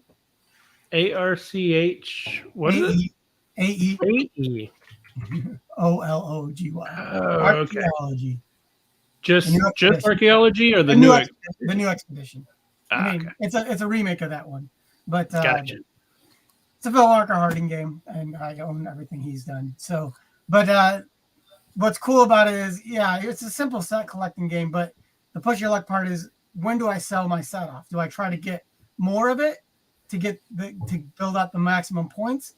But what you risk is there's thieves in the deck. There's a sandstorm that can wipe out your deck. So other players are also trying to sell things off before you. And so you got to choose when is the right time to keep building up your set or to go back and sell them at the museum. Cool. Yeah, I'd never heard of it before. Yeah, it's I didn't pretty know it fun was little light co-op. card game. Nice. Art's cool. I had no idea it was a Harding game. That's even better. No. Yeah, it was republished a few years ago. As basically, I think it was his first design, Archaeology, the board game or whatever, and then he made a card game of it, and then he self-published it, and then here we are several years later into his career and popularity, and they redid it. Cool. All right, Mike, your Nice. number one, the one you love more than any other on your list. Nope. I really thought Katia was going to go with the Grizzled. With the what? The Grizzled. Oh, But I'm going to go with Dead Man's Draw. see how you snuck another one in there. That's what I thought. That's where I thought she was going. Dead Man, 2 word. Draw. It's push your luck game. You're drawing from a deck, a shuffle deck. There's 10 suits. Each suit, when you add them to the row of when you're drawing, they all do something. The hook does something. The sword does something. The cannonball, that is not the game. The cannonball does something. That's a different theme of it. Same concept, but different theme. Wow, these pictures need to be organized better. It's all done by like. Oh God, it's brutal. Nope. So They cut anyway, the name. you're adding cards to the row. If at any point you get 2 of the same thing, you bust, you get nothing. Unless one of the cards is out there that protects you from something. But it's a really fun, I guess it's kind of set collection. It's just a really fun, easy, once you know the only barrier are understanding what the 10 different suits do, because they all do something different. There's a key. In order for the key to trigger, you have to have the treasure chest to open. There's an oracle that lets you look at, cards that are coming. There's a map that lets you pull through the discard deck. So each suit has another thing you need to know about. But the game itself, as a push your luck, is super easy. You want to play it again. It's really quick. And then they add in characters that have abilities and do stuff to make it feel fresh and fun. So it's one of my favorites. Cool. Anybody ever play it? Yeah. Nope. Never heard of it. There you go. Any of its many versions. Dave mentioned Yeah, it it looks like. way earlier. It was really early. Oh yeah, Dave mentioned it earlier. Yep, Yeah. I saw it. I didn't know what it was, so. Yeah, really good. It's fun. It's a card game. It's compact. It's easy to travel with. It's easy to teach. Just a fun game. All right. And then we're down to my one. I'm going to steal Katia's drum roll. My number one is Abyss. Oh, Nice. good pick. So Abyss has that. I love the artwork, and I can't it's believe there gorgeous. isn't more done with like more games in this world because the artwork is just amazing. But maybe they'll have gameplay images eventually. I was kind of hoping to see the board because I was just going to talk to the push your luck version. I mean, part of it. But at some point, you go fishing. I think it's actually called that or something. But yeah, there we go. Sort of. At the top of this board, you'll draw these little cards here, and you're trying to add to your hand like the best cards and stuff. But at some point, you either decide, okay, I'll take this and end it, or you keep pushing your luck to go to the end. I do like that if you go all the way to the end here, you get the little pearl because the pearl's like an extra bonus for like your draw sucked, so take the pearl anyway, kind of thing. Admittedly, it's only like that's 1/3 of the game.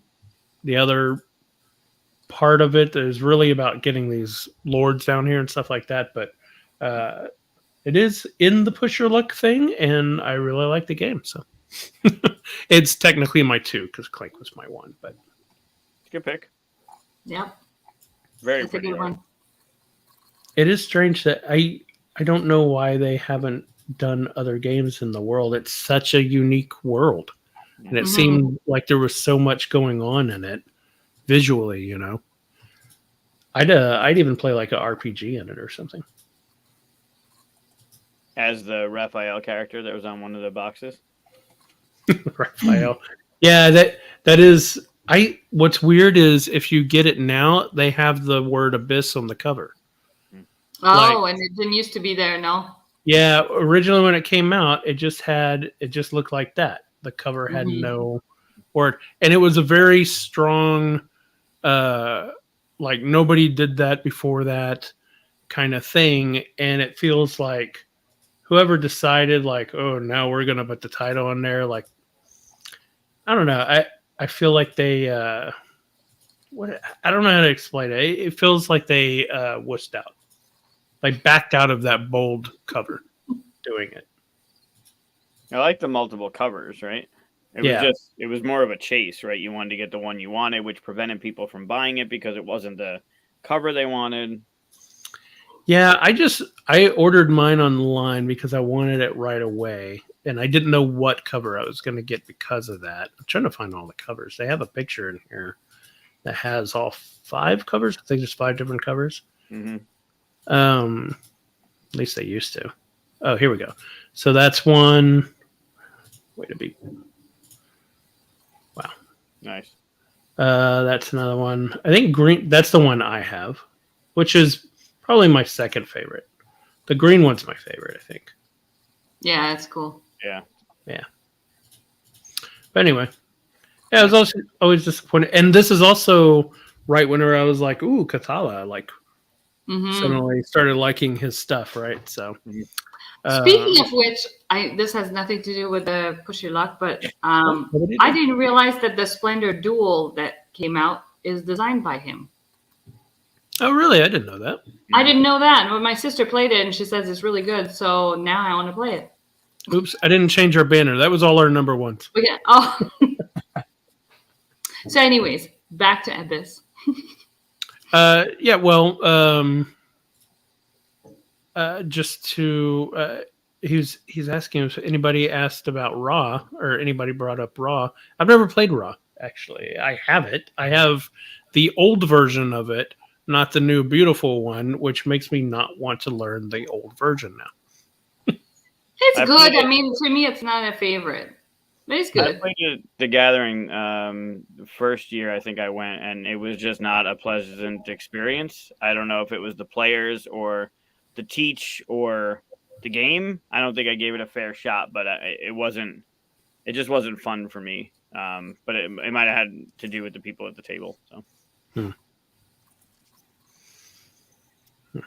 I should do my own, like put my face and do like an Abyss picture.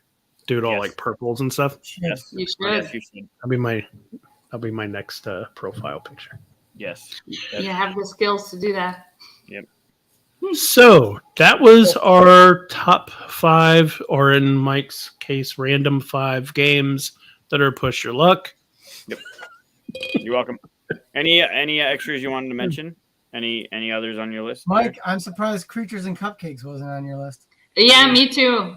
Good point. For how Good much point. you push that game, man. It's a lot of fun.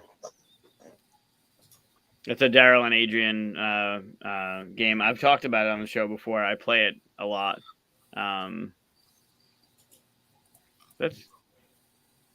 It's good. The new version looks great. It was just a bad. I never wanted to revisit it because of it. Just wasn't. It wasn't a fun experience the first time. But that's raw, not Creatures and Cupcakes. Yeah. Creatures and Cupcakes is super fun.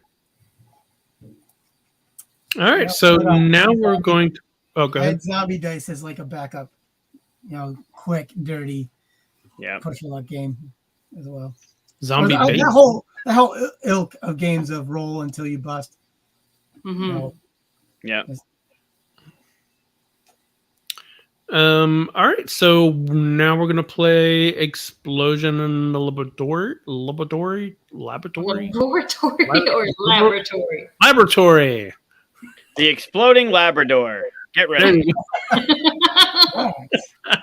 The Explosion in the Laboratory. That sounds like a sequel to Exploding Kittens.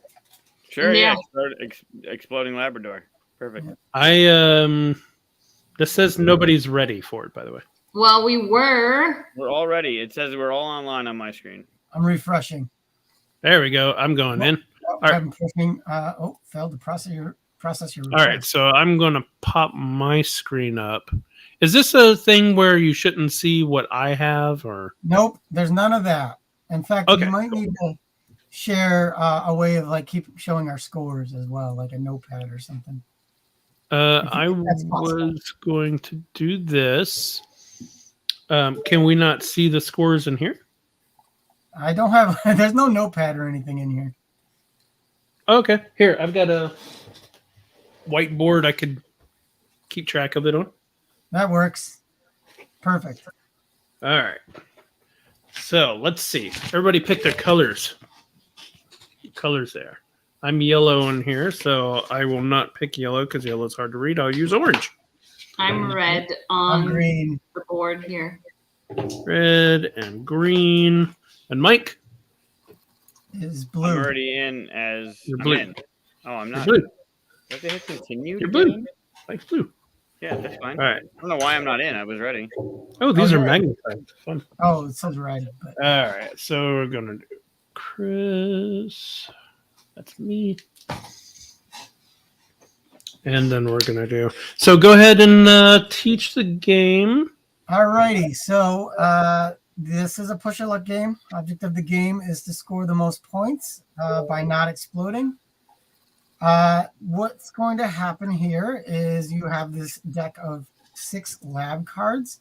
And so this is ultimately what you're doing on your turn and I'm gonna have to relearn all the controls because you switch through all the different ones.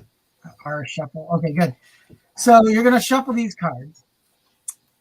Ultimately, you're gonna deal these out into a row of 6 cards.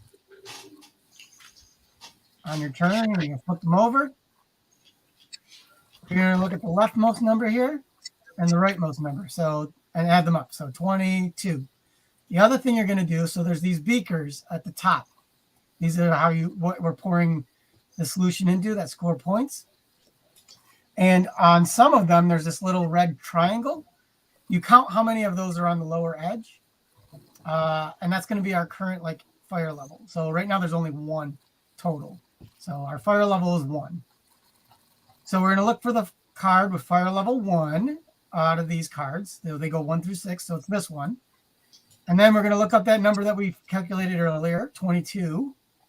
And we're going to say it's a red on this card. You see that? Yep. So that means my first chemical pulled is red. So I'm going to take the flask, and I'm going to pour one red into it. And you'll see it's half full. That means only 1's been poured into it. If it was full, 2 would pour into it. So I would do that again. And as I go, I'm going to get colors red, yellow, or blue. If I get blue, I can either start a new flask, half full of blue, or I can pour the blue into my red to make it purple. Ah. I can have up to 3 flasks in front of me. So I could have decided to go ahead and do a blue, and maybe I get another blue, and so on. But once I have 3, I have to start mixing. I don't have a choice anymore. If you get the other blue, do you just turn this one Turn around it, and it's full. It's full blue. and you get rid of this one? Nope. So, well, it depends. So if I had this blue and I got a second blue, I could choose. I could either fill this one or turn this purple or start a third flask. Take 2 of them. Okay. If I get another blue at this point, I only have 2 options. I can either turn this purple or Fill this it. to double blue. If all of them are full, if I have 3 full flasks, I have no choice but to stop. I can't draw any more chemicals. So let's say I was forced to stop. The way you score points is going to be, is there a point? Well, I'll just move my mouse around. Is the star. So you add these all up, I'd get 4 plus 2 plus 2. So that'd be 8, plus whatever I pour into the beakers. So there's only secondary colors up here. So only one I would actually pour is purple. And you get the black star as well. So I'd get the 8 plus 3 for 11 points. Not only that, whenever you pour into a beaker, you're going to rotate it to the next scoring level. Gotcha. So that's the progression of the game. For every double color I get, so whether it's a double blue. Sorry, did you just rotate that the wrong way? So you got to follow the direction of the arrow. The arrow's pointing to the 4 next. Right. So, okay, this is where it was, right? Yep. If I were to turn this card, looks like clockwise, wouldn't it go that way? So that's not the way you're turning the card. That's the way you're. I should have mentioned also, by the way, that this is not final art. Oh, okay. It's where you're going. It's not Where how you're you going turn next. the card. Yeah. Okay. Gotcha. So I just turned the card so that's the next thing showing. Oh, okay. I understand.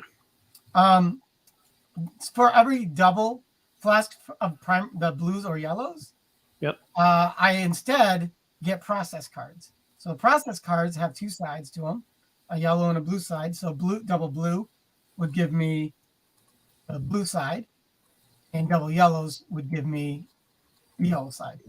And the little icon in the corner tells you when those cards can be played. So there's different phases in the game. I'll bring this up here.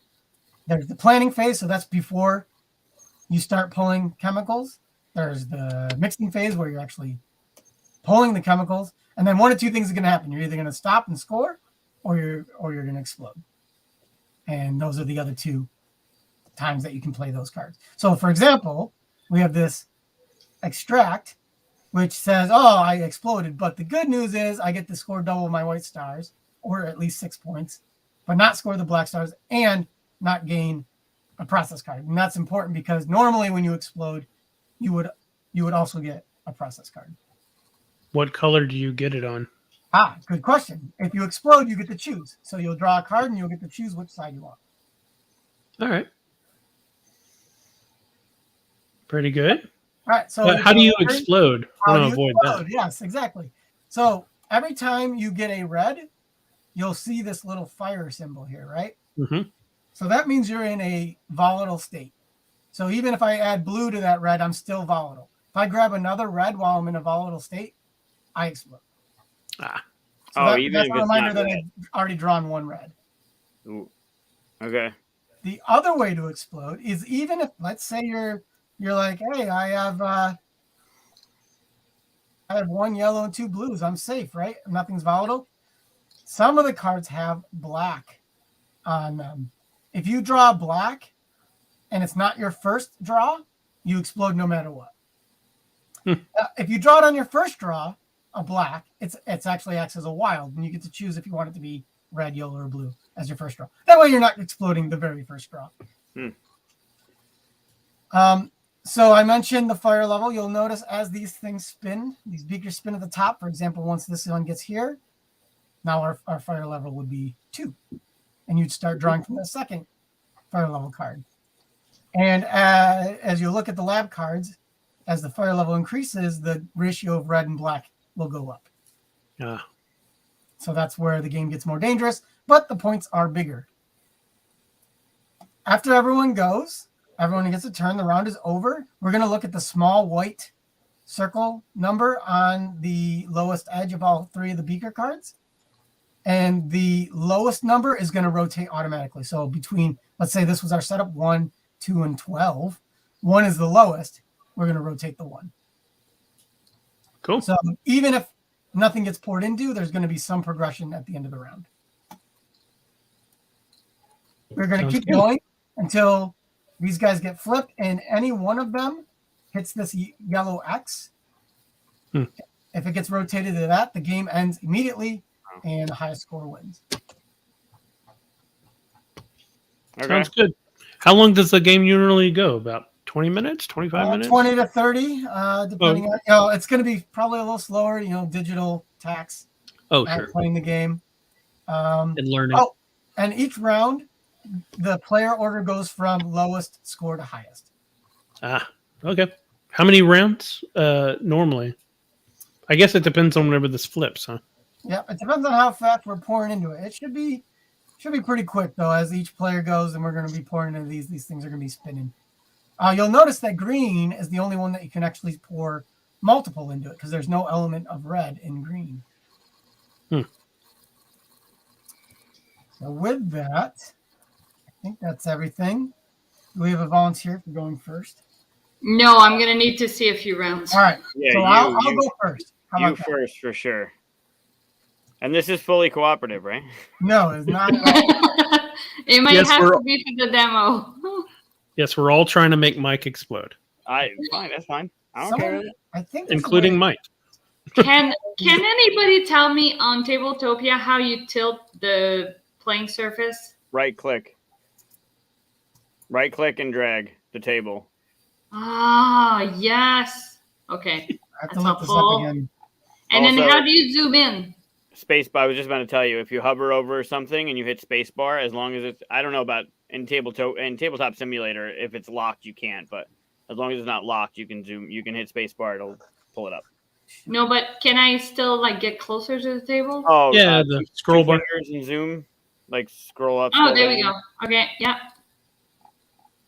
I'm trying to find. There's a way to put the cards back into a deck, and I'm trying to figure. Yeah, it out. you just put it over until the bottom one's orange, like that. Yeah, I know, but I think there's a way to shift select and then Oh, really? Group. Yeah. There's a group, isn't there? Oh, there you go. Oh, that's one way. One way that I did find to lay these out faster is to go ahead and do a draw 6 into your hand, and then you can just lay them out. So so sometimes you'll get this X card. If that happens, you just move to the inside one.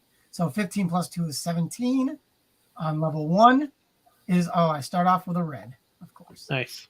Wait. Go through that again. The X is what? Yeah, if the X is on the outside, just move to the next card. Oh, okay. So 15 plus 2 is 17. Our fire level is 1 because there's only one triangle on the beakers. So on fire level 1 card, the 17th, or the test tube with 17 on it, is red. Okay. And then maybe someone in the comments can tell us how to. And those go away? No. Oh, I shuffle and I'm going to keep going, so I can decide when. Okay.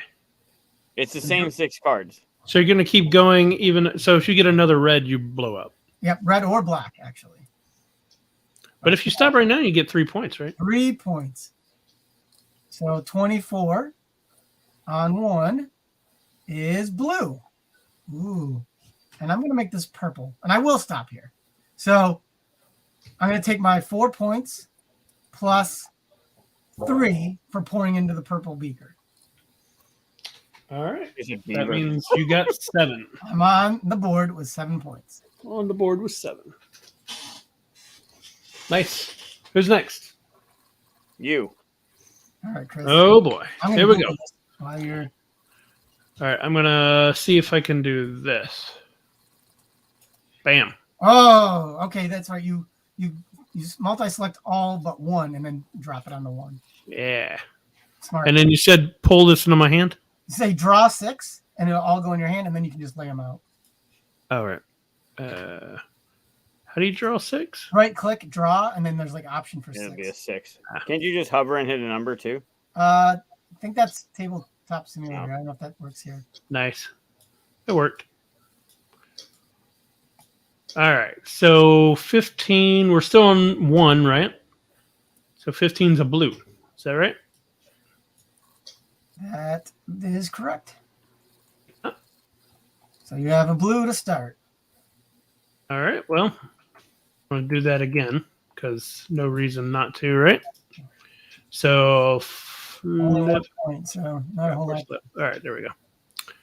Shuffle. Oh, R is shuffle, by the way, and F is flip. What was that?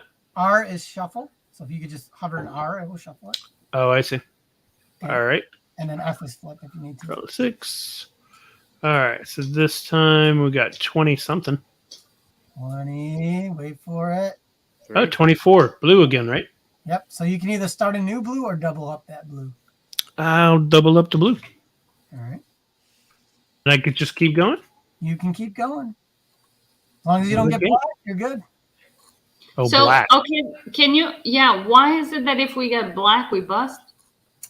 Because black is the one that is a bomb. It always explodes. Okay. Unless it's your first pull. Unless it's your first call. Pull.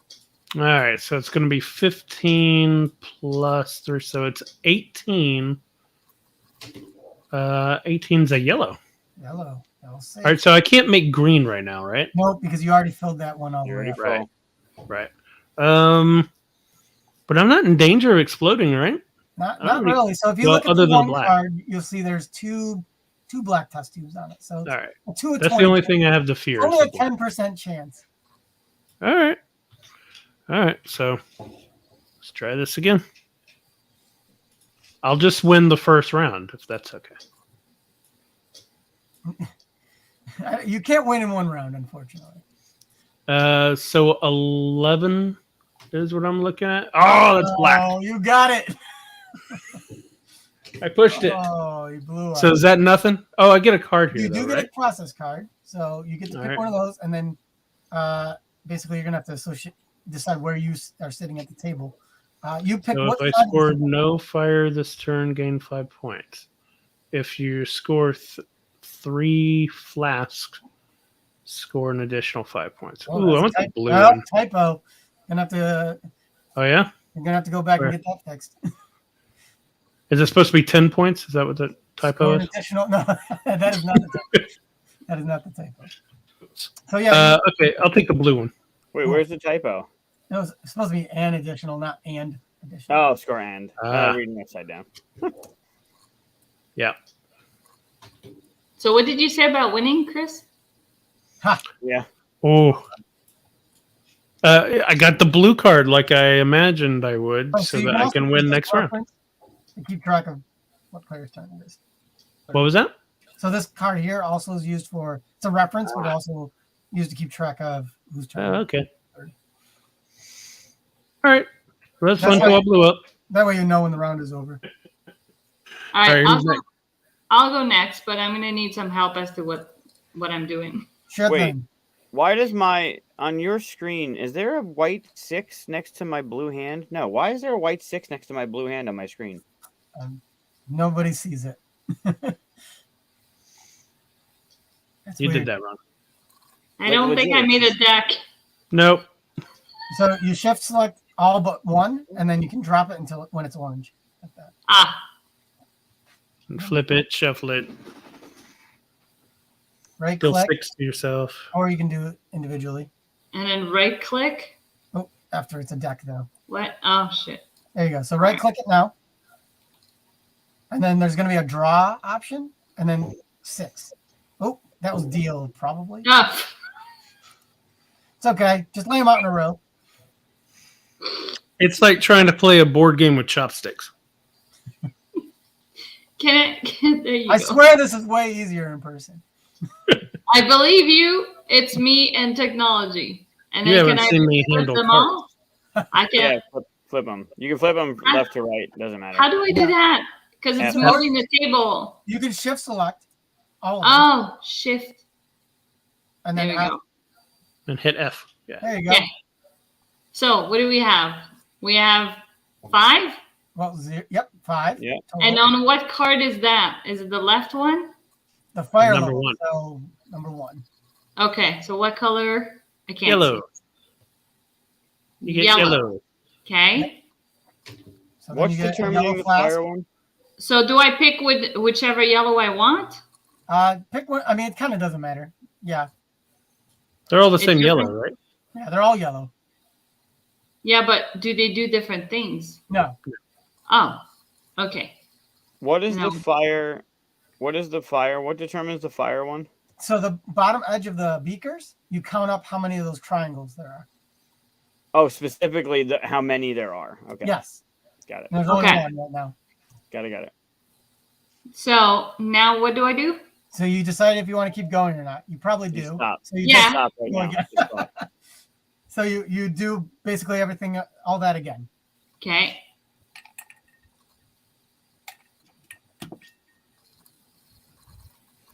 And then, Select all but one, and then drag it on top of the other one. Oh, but you gotta it's gotta turn orange. but it doesn't. It's only red. Oh. So if your hand is in the middle of it, that's how you get it. Okay. So Shuffle, there's your- shuffle. Oh, I didn't. Yeah, there you go. What?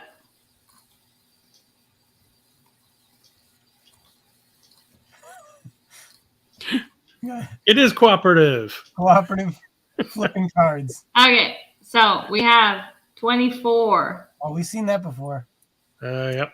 That's a blue. Blue. So now you can either start a new blue or you can make green. Ooh. So green means I'm going to be pouring in that beaker. Assuming you don't explode, yeah. Okay. Is that orange in the middle or is that, That is yellow? orange. That is orange. Okay. Yes. Okay. Yeah. Let me make a green. So you flip this one over. I'll be right back, guys. Now you got green. Okay. And you can decide if you want to keep going or not. How many points would I score if I stop? If you now? stop now, you get 2 for the white star and another 1 for the green star. So only So 3. just 3? Yeah. I'm going to go one more. Okay. And this is where the black comes up. This is where the bomb shows up. Oh, stop.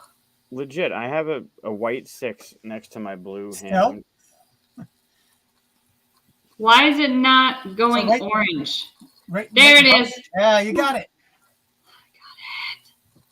Okay, hold on. I needed to flip.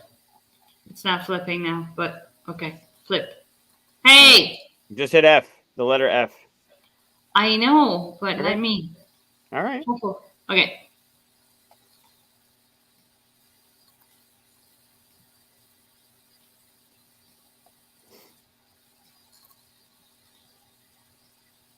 Oh, hold on, shift.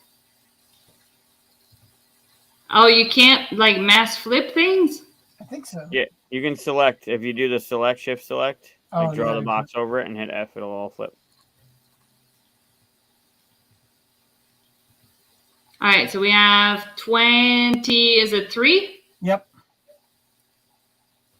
And we're still on the 1. It's yeah. yellow.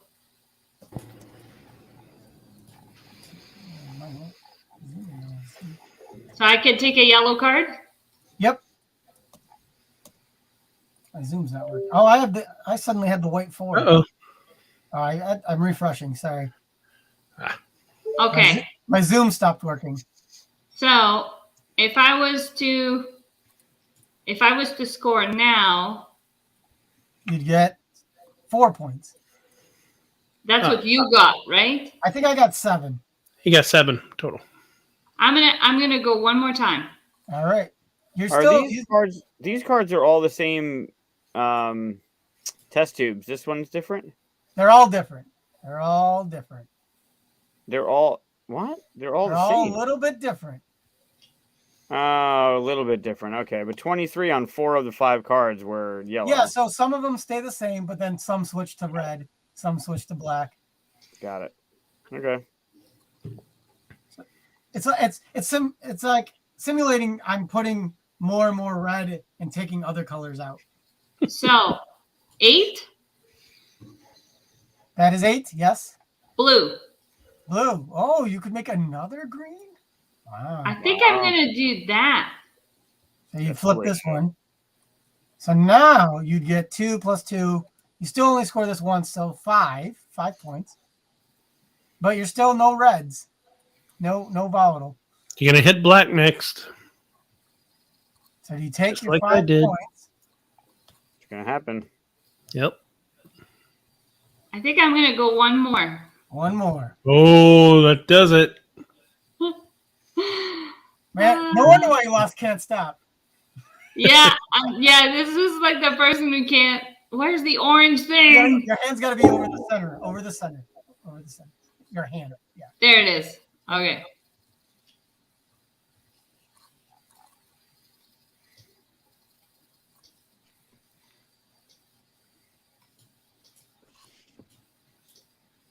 It's not gonna go well. 20. 2. Ooh. Whoa, red. Close to Red. All right. sorry. Was I right? Yeah. So right. does that have to be this one here? Yeah, you can flip it. I can flip it Yeah. or rotate. Nope. There you go. Because it's red. So you could go one more time. I think I'm gonna stop here. All right. So you get 2, 4, 7, 8 points. Woo! You don't get the green twice. You do. Oh, sorry. You do get it twice. So 9 points. You only rotate it once, though. So 3, 6, 9 Oh, points. okay. Sorry. Awesome. So 9 points. Wow. Good turn. You're writing that down, Chris. Yeah. Yep. And then green gets 790. now green is worth more points. So now. Yeah, 'cause green that is 4 rotated. points, yes. All right, All right, so that's Mike. Mike. Right? Does green get rotated? I rotated it already. Yep. It's still only 1 point. It's 2 now. It's on 2's on the bottom. Oh, the zoom. If you're using the zoom, it doesn't like show the rotated view. Yeah. See, it never Oh. rotates it for you. All right, got it. Okay. It's Yeah, not when you zoom right. in, it's still 1 on the bottom. Yep. All right, so what is the grouping? How do I group? So shift select all but one, and then just drag them onto the remaining. Oh, okay. There you go.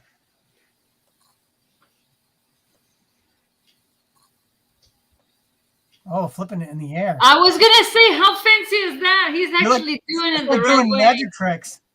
Damn, making Yeah, us right. look like noobs. Oh, All right, so I get 0, 3. We're still on the 1 fire, right? yep. Oh, red already. I get Right a off red the out bat. of the gate. Fucking great. How is that a bad thing? That's I not get 2 red. necessarily bad, but if he gets If I another get red, 2 he reds, I explodes. blow up. Oh, do you? Yep. I didn't know So that. now a red or a black will blow him up. Oh, okay. Because he's in a volatile state now. Got you. What else is new? I'm usually in a volatile state. He's always volatile. Very true. More lately than Here's- ever. But yeah, Here's Mike's secret. He's always volatile. I'm always volatile. That's it. That's it. I'm always orange. All right, 15 and 2 is 17. We're still on the 1. Oh, Oh no! boom. Fucking accurate. All Ah, right, but you get a progress along. card. you get a process card. Get yourself a Hold process on, I'll card. help you guys out over here. Here you go. It's all on nice and shuffled. All right, what do we got? Distill or neutralize? Choose a compound before mixing chemicals. If you make that compound, gain 5. Before mixing chemicals, great. Or, yeah, fuck you, Zoom. Ignore the chemicals that cause fire or explosion. Return the mixing. So that means if you explode, you can ignore the explosion and then either stop there or keep going. Or call out a color, and if I mix it, you get 5 bonus points. So I assume, is that secondary colors? So the green, purple, and orange, not full Yes. up a red or full up a blue? Yes. Yeah, I'll go with the distill because I need to catch up on points now. So I'll put this over here. That's where mine So goes. you gotta rotate it. Oh, wait, which one you're keeping distill? Yeah, I want to try and get the extra 5 All right. points. So because all 4 of us went, we're now going to rotate the lowest number. So between 3, 2, and 9, it's going to be the 2. So the orange moves. Why Wait, not? why was it 9? Oh, This is I'm 4. zooming So in again. The small. Oh, the little circle number. Okay, gotcha. Yeah. So we're still at fire level 1 though. So who has the lowest score? I think it was you both have 0 over there. So it's going to go back to Christian. All right. Chris has 0? How'd you get 0? Oh, because the black blew up. I blew up too. Right. Yep. All right, I'm gonna be fancy as well. Right.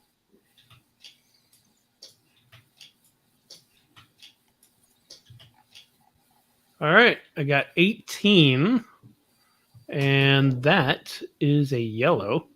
I knew 17 was red. Good. I'm gonna take that. I'm gonna keep going, of course. Oh, what's my special ability here? Hold on. Sorry. What's my special ability I picked? I picked the blue one. If you score 3 different flasks. Okay. All right. So, well then, yeah, definitely gonna keep going.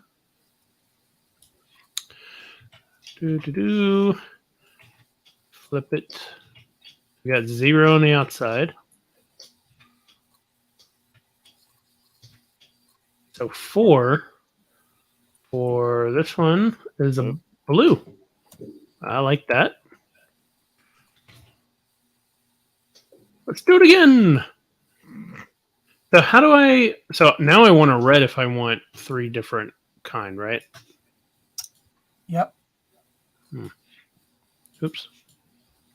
Okay, now I did some weird. Hold on. You pulled a Katia. Now no! even if you got a yellow now, you could start the yellow and then put red into it, and it'd end up being a different color, right? Oh, that's true. As long as I just score. What's your thing? No fire this turn? Is that? Oh no, you're doing the blue. I got the blue up. Yeah. 3 different flasks. Okay. So 5 plus 5. 10. Oh my god, it's a red, which is 3 different kinds. 4 or 5. So So that'd be 8, points. 9, 10. And I don't have any mixers up here, right? Yeah, that's right. I'll take 10 points. So you discard the card. Yep. And take your 10. I took it. Rigged. And all right, now it's Oops. Where'd this come from? I think I meant to discard it over here. Oh, wait, this is a one-time use? Yes. Oh, I didn't know that. All right. Well, One-time use. there we go. All right. That's true for all the process cards. Does it Otherwise, go back to Mike now because he's lowest? Yep, and now it's Mike's turn. So he couldn't keep going and filling flasks because he decided to do this instead. He could, but he would risk exploding and not be able to use that. Oh, got it. It wasn't automatic. Okay. All right. So it's I get to fuck this up now? It's my turn? Yes. Yeah. Perfect. Get ready. It's going to happen.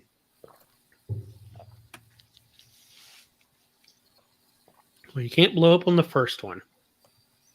I'll find a way.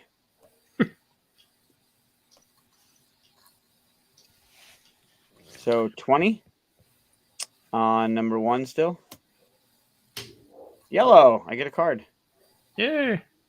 That's not red. Not blown up. All right. How many points do I get if I stop right now? 1. Oh, Right. Did you use your distill before you started? Nope. Forgot I had it.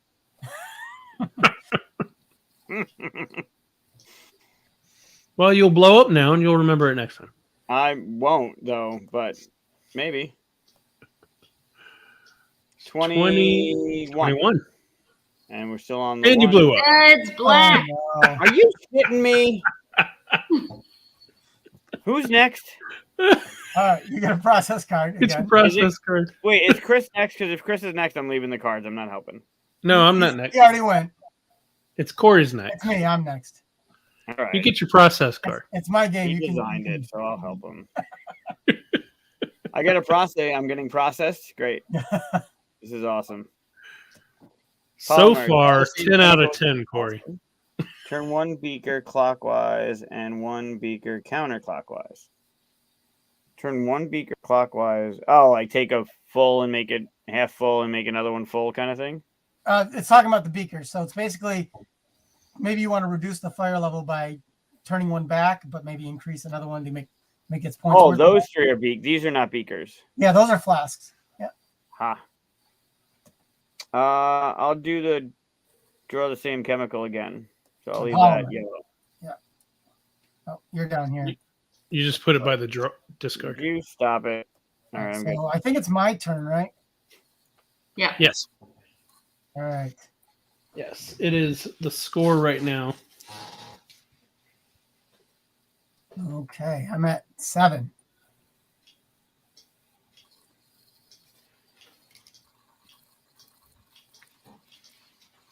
Oh, that's right. I was going to do my turn. 4. We're still on 1. Is blue. My blue.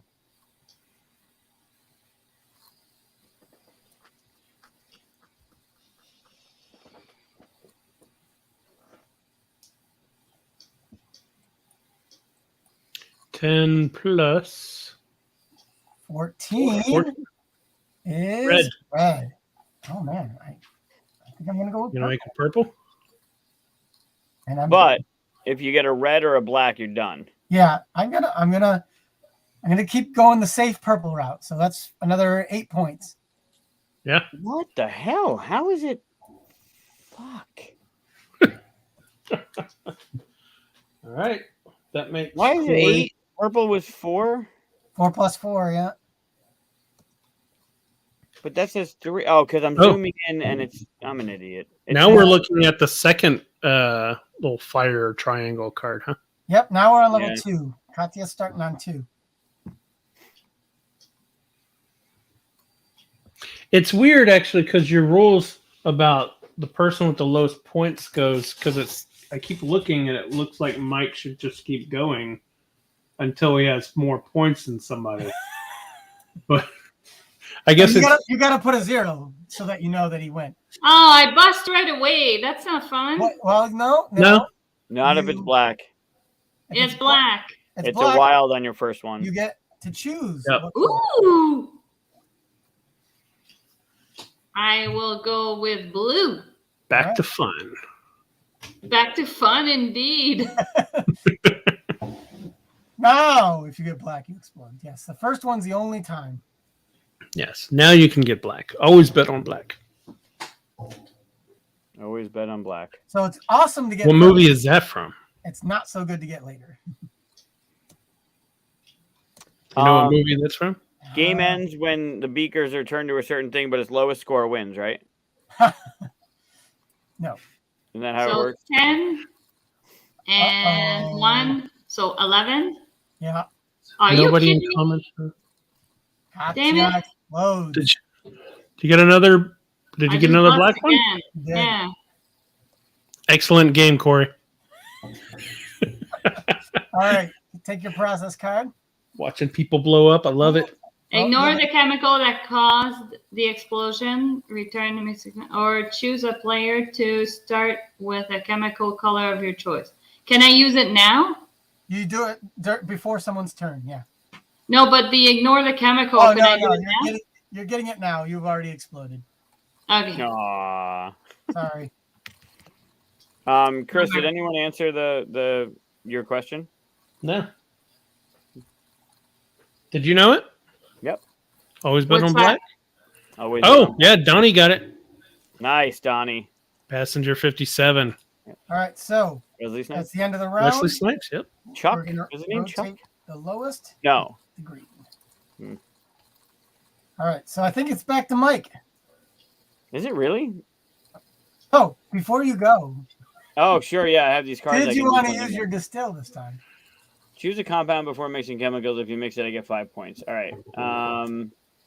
Draw the same chemical again. Great. I'm going to pick... fuck it. I'm going to pick orange. All right. Does that go away? Yeah. So we'll here to remind us that you played it, though. So if I don't do orange, I lose the card, and...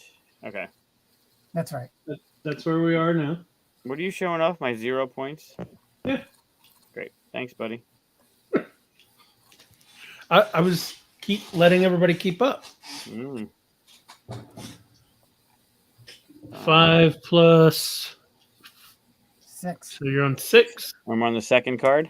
You get blue. Oh no, you're on 3. You're on 3 now. Oh, What? great. Oh, And we said Ooh. 6, so red. Great. Red. That's fucking awesome. red. But you need a red to make orange. Is that what you wanted? Yeah. We'll see how this goes. Now you want purple, actually. It's got more No, points. I don't. I want orange. I called orange. Yeah, but purple has more. Yellow. Yeah, right? Yellow. All right. 1, 2, 5 3, plus 4. Oh boy. Get nervous. 9. 79. 3. Yellow. Yellow. So good. And I have a fire, and I'm not pushing my luck. I'm done. I get my 5 points for building orange. Oh, but unless you draw another yellow, just so you know. Why would I draw another yellow? I don't know. For another point. It wouldn't be. Oh, an extra point? Yeah. Okay, so I'll use that too. All right.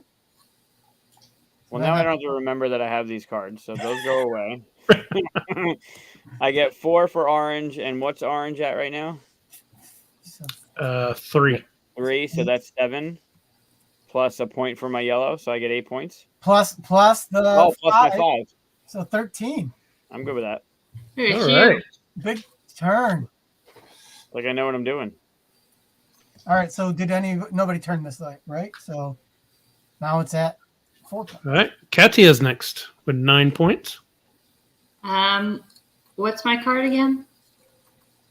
Yours is you get to ignore an explosion. Or I choose a player. Nah. Yeah, okay. I'll use it this turn. Oh no, you don't have to use it unless it actually happens. Oh, okay. You use it during that phase. So if you explode, you can use it.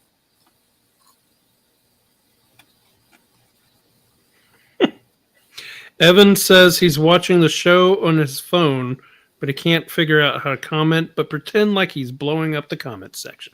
Awesome. Thanks, Evan. Hope you're doing well. We appreciate BGG the was fun. theoretical. I saw some pictures of Evan at BGG playing games. Looked fun. Yeah. Okay, so 0 and 2. 2 Yep. on 3. So it's a yellow. It's black. It's black. What? It's Why not. on 3? Because 1, 2, 3 fire level right now.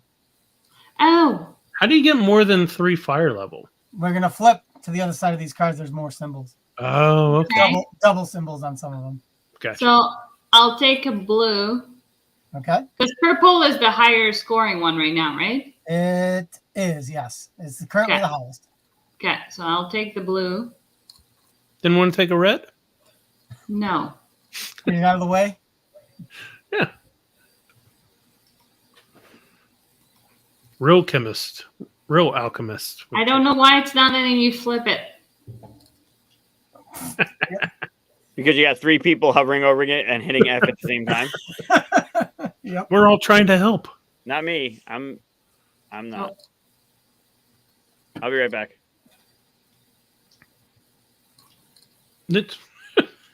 What is even going on right now? I don't know. It's like it's not flipping when I'm asking it to. I suppose this is random as anything else. All right. It is random. Okay, what do I have? 5 9. and 4 is a 9 on the third one. It's right here. Yellow. Yellow. Why are you hovering here? Number 3. Number 3.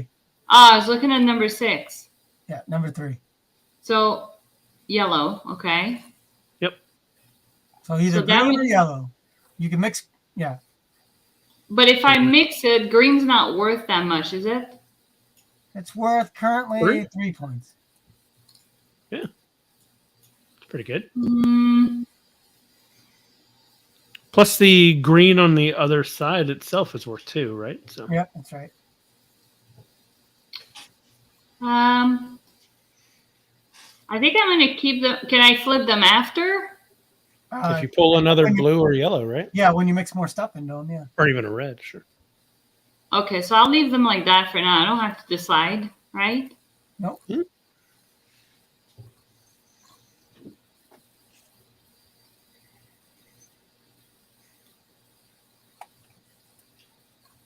Is it still your turn? Would you stop? We're trying different methods of laying out the cards. All right, so it's a 5. The 5 on 3. Another yellow. Another yellow. So that means she could take another yellow or put double yellow in, right? Yep, or green. So she could go green, double yellow, or green. another yellow. So what's the advantage of doing double yellow? I don't understand that part. You get a yellow process card if you stop and not explode. Oh, It's and 2 what points. would that score? A double yellow scores 2 points. Now I'm gonna make a green. All right, so you're gonna make this blue green. No, I would like to make a yellow green. Can I do that? If you draw a blue, another blue, But I just you have to pour it in there. That blue's already in there. You got to pour it in Right. You're either going to pour this in there to make it a green, or there. You're Okay. pouring out the test tube. Into one okay. of So if I do that, if I pour this in here, how does that affect my card count thing? you'd have a full green and a half yellow. Okay. Okay. So 3 chemicals total. You can actually count the test tubes on the upper left. I'm gonna keep going because I have that one card that allows me to Yeah. ignore. Makes sense. Is it still your turn?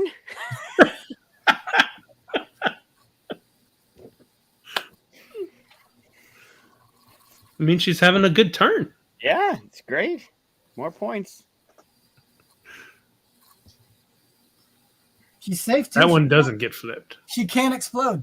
Oh, I like the Colt Express style. My You really only need the most left and right. Oh, now you need that one too. Okay, I'm just gonna leave this one here. you gotta flip this one. This is like There you go. painful. There we go. What are we at? 2? 2. Oh, Oh, it's a red one. it's a bomb. Oh, is it? Is it a bomb or is it a red? Yeah, it blew up. But she's got her card. So I we have can- my card here that says I ignored the chemical that caused Yep. the explosion. I assume you're gonna use that. I'm going to use that. All And I right, return to mixing components. you're gonna keep going? I am not. Oh, okay. So you would be 3 plus 3 is 6 points. Do I All score right. anything for the yellow? Yeah, you got a point for it.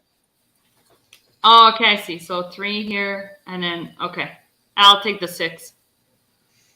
All right. Next is me with my 10 points. Still fire level 3. All right.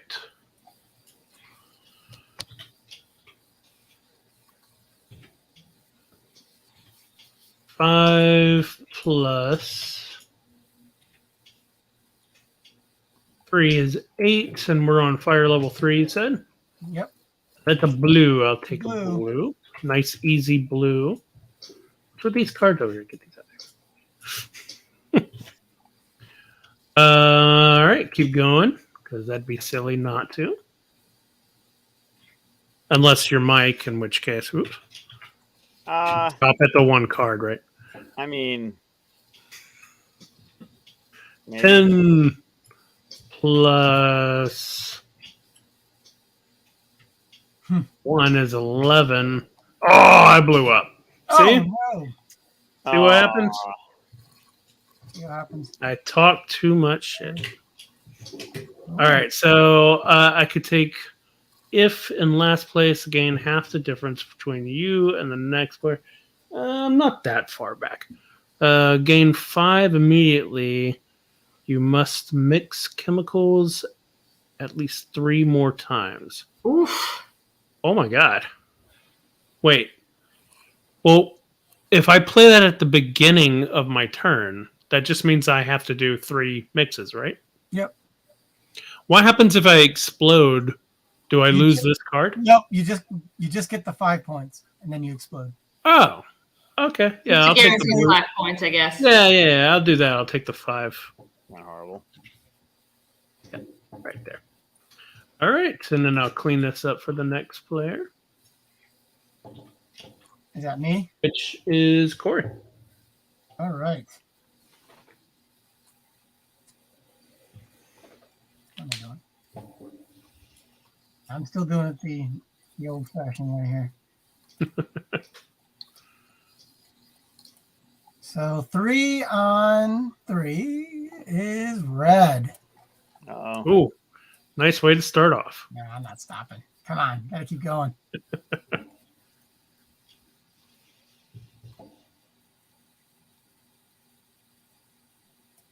Oh, I don't like that. 22 good number. is red. Boom! And just like that, I explode. All right, Wow. so Well, that was a quick turn. that was a very fast turn. I like buffer. And I don't need equivalence because I'm not in last place. So I'm going to take buffer. Nice. I'll stay over here. So that was the end of that round. Well, we've all exploded at least once, which is nice. Mike and I have exploded twice.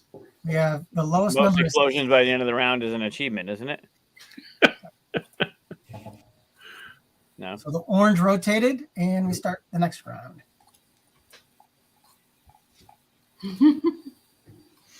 Who's lowest currently? All right, so let's see. Mike is at 13. Katia is at 15. Corey's at 15, and I'm at 10. So I'm lowest. Oh, All right, so wow. your turn. All right. Did we already get the shovel? There we go. Oh, and don't forget about your fancy card here. Oh, do I need to claim that or something? Or You use it during the mixing chemicals phase, so I guess that would be now. okay. So yeah, I will be using that. I guess you get your 5 points right off the bat. Okay. But you have Well, to, unless I choose not to continue, right? well, No, you don't have to continue, you don't mix get it. 3 you have to times. do 3. What was that now? If you use it, you got to draw 3 chemicals. Right. So you can't not choose. Oh, I see. If you choose not to continue, well, I don't Right. think you don't have a choice as soon as you choose to use this.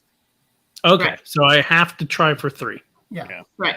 But you're going to want to hope that they don't make you blow up because then you'll score a lot of points.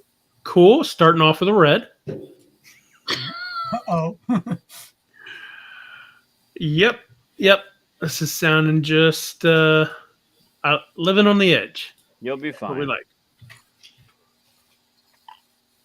I'll be fine, huh? You will. 10 plus. That's an 11. That's not fine. That's double explosion. Wow. Well, you got, Reds and black. you got 5 points though, and you get I another, get 5. and you get and another a card. license card. Yeah, not so bad. Let's see. Score double your white star or 6? What does that mean? So the white stars are the ones on the flasks. Oh, okay. Do So not you score score double that Okay. if you explode.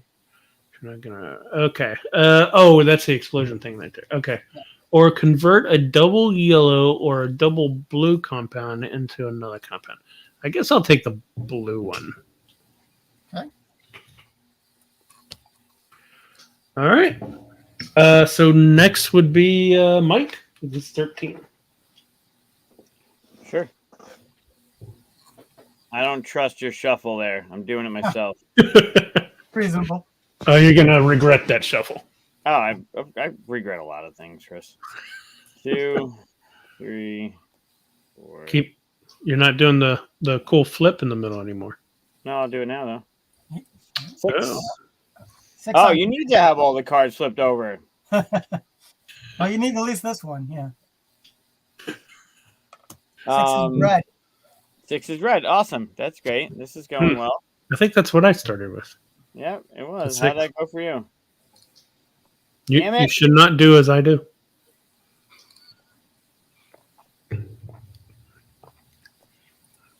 How are you getting worse at this? I was getting worse at the shuffling I see. and the drawing. Yes, take another sip and start trying to shuffle. Gotcha. Yep. Acknowledging and drinking. It's good. All right, 0 plus. That's about right. Boom. Great. 3. Great. On the Red, 3. boom. No, it is. Fuck. Instant boom. Just gonna put another circle with a slash through it there. Just make it easy for you, buddy. That's all. It is easy to tally up your points. I'll give you that. Yeah, you're welcome. Can I go next if Corey and I are tied? Yeah, you're both tied, so whichever one. Mike, don't forget your process card though. Oh, yeah. Get my catch-up mechanism. Gain 5 Mine mixed is- 3 times. Great. Score double your white or 6. Do not score black. Do not gain. Is that the same card that he just had? Yeah. One of those is. All right. I'm going to take the 5 points. 15. catalyst. Are we on card 3 still? Yep. Looks like we haven't been pouring a lot of chemicals lately. Blue. All right. There you go. You should bow out now. Good for you. The hell I will. The way things have been going, you should get out of there right now. Nope. Get your 1 point. Yep.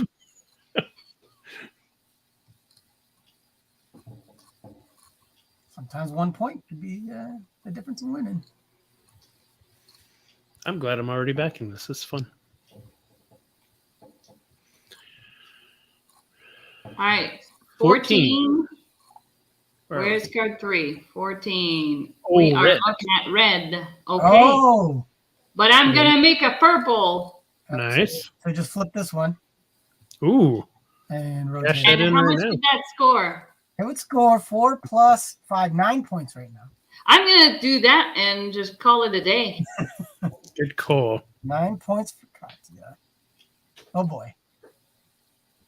Getting messy. Wow. She's winning right now. Oh, we're at fire level 4 now. Ooh. Because if I had drawn a red after, I would have blown up, right? That's right. Yeah. Okay. Ooh, look at that I'm leaking. getting it. I'm getting it. So, Corey, your turn. My turn. And I have a buffer right now to help me out. What's your buffer? So buffer lets me, when I draw a chemical, I can add Oh, one, nice. subtract one. What's funny is last time I got this, I drew a 2. And so -1 and +1, I still exploded. Didn't help me. Oh. Yeah. So you can't go below 2, I guess. You can't, yeah, you can't, it has to be a legal number. You don't get the wrap around. No, Well, don't do that again. yeah. Good advice. So 15 plus 2, 17 we're on on 4 Red. is red. Starting off good. Or do I use it? No, Oh. not yet. Not yet. Not yet. Nope. I'll take my red. I'm gonna keep going.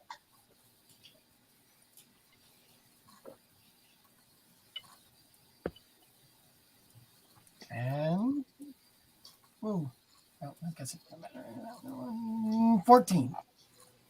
On 4 is Red again. but if I use my Oh. thing, it makes it blue, Or blue. Yeah. which I am now gonna make it purple. And you get 9 points. And I too will stop at No, he gets more. 10 points. Oh, 10 'cause it's points. very Just because you wanted to edge me out, Gross. huh? Yep. Yeah, when Katia did it, it Corey's made now it- winning. Corey's now winning. All right. So new round. Oh, it's Mike's the next at round? 13. Still, So the at lowest 13. is Yeah. the 8.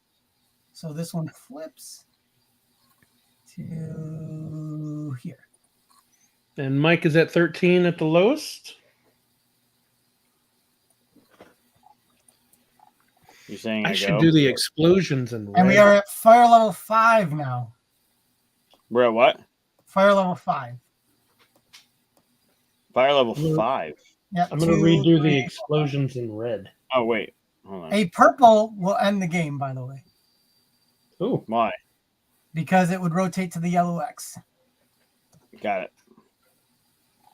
But if you can score enough points and get purple, you could potentially win. Okay, so what's the point spread right now? I got 13. What do you guys have? I don't know.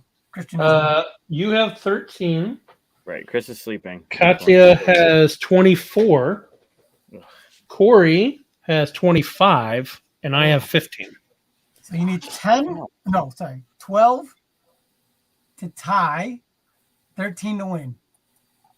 And purple is worth how much? 13. Purple is worth 7 right now, plus the 4 I think you get. Yeah, so 11. So you're going to need like another color and a purple to. No, because my Wait. yellow catalyst gets me 5 immediately, and I must mix chemicals at least 3 times. That's Make right. yourself a purple and you can win, right? Yep. But you got to Right. do the 3 colors. He has to do 3. Right, I'm doing that. Okay. Because if I get purple out of this, I win. You're not guessing one, no. This is just you have to You draw still- 3. You have to mix 3 colors. You have to do it 3 times. So you're going to need a purple and another one. Right, but if I can get a purple out of this somehow without busting, I win. Technically, orange will win too for you.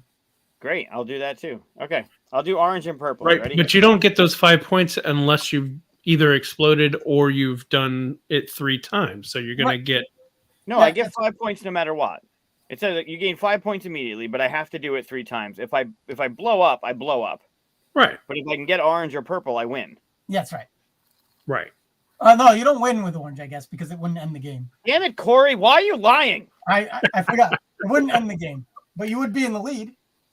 But I need purple. You want purple. Right. But Alright. since you have to mix it 3 times, you're going to end with purple and one other one. That's Right, right. which is as long as I get purple. All right, here we go. We're doing this thing. Great. Red. We're all cheering for red for you to No. get your purple. You can't I make mean- purple without red. What would- fire thing are we on? It's 5. All right, so we got 5 and 1 is 6 on 5. 6 there's your is red. Fuck. There you go. On your way to purple. Where's red? Damn it. This one.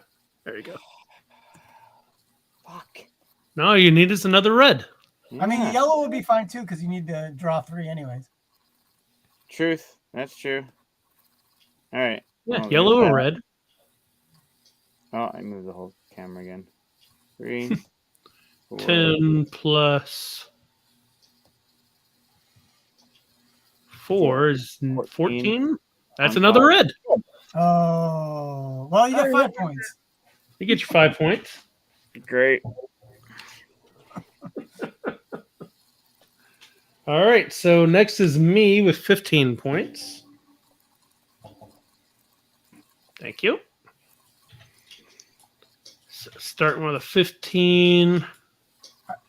Are you the one with the ionize also? Yeah, that's mine. What is this?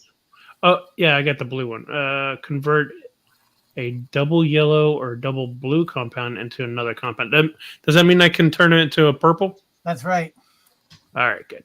So you could use that to maybe win. Maybe. All right, so we got 16 is a black. Oh, so what color do you want? Oh, well, let's take a yellow. All right. Got to do that again.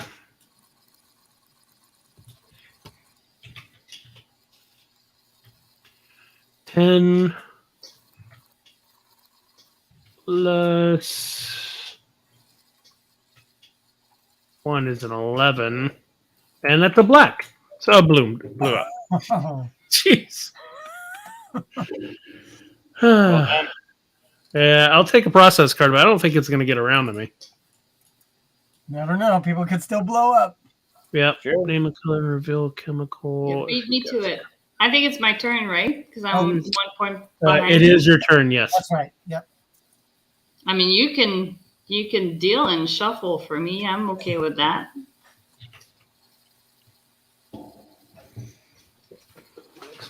Mike, you and I have exploded the same amount of times. 3 times in 5 rounds. That's So, good. 24. What round are we on? Or what? We're on 5. 24. It's blue. It's blue. You can And actually, didn't you blow up last time, but you got 5 points because of that card? Correct. Yes.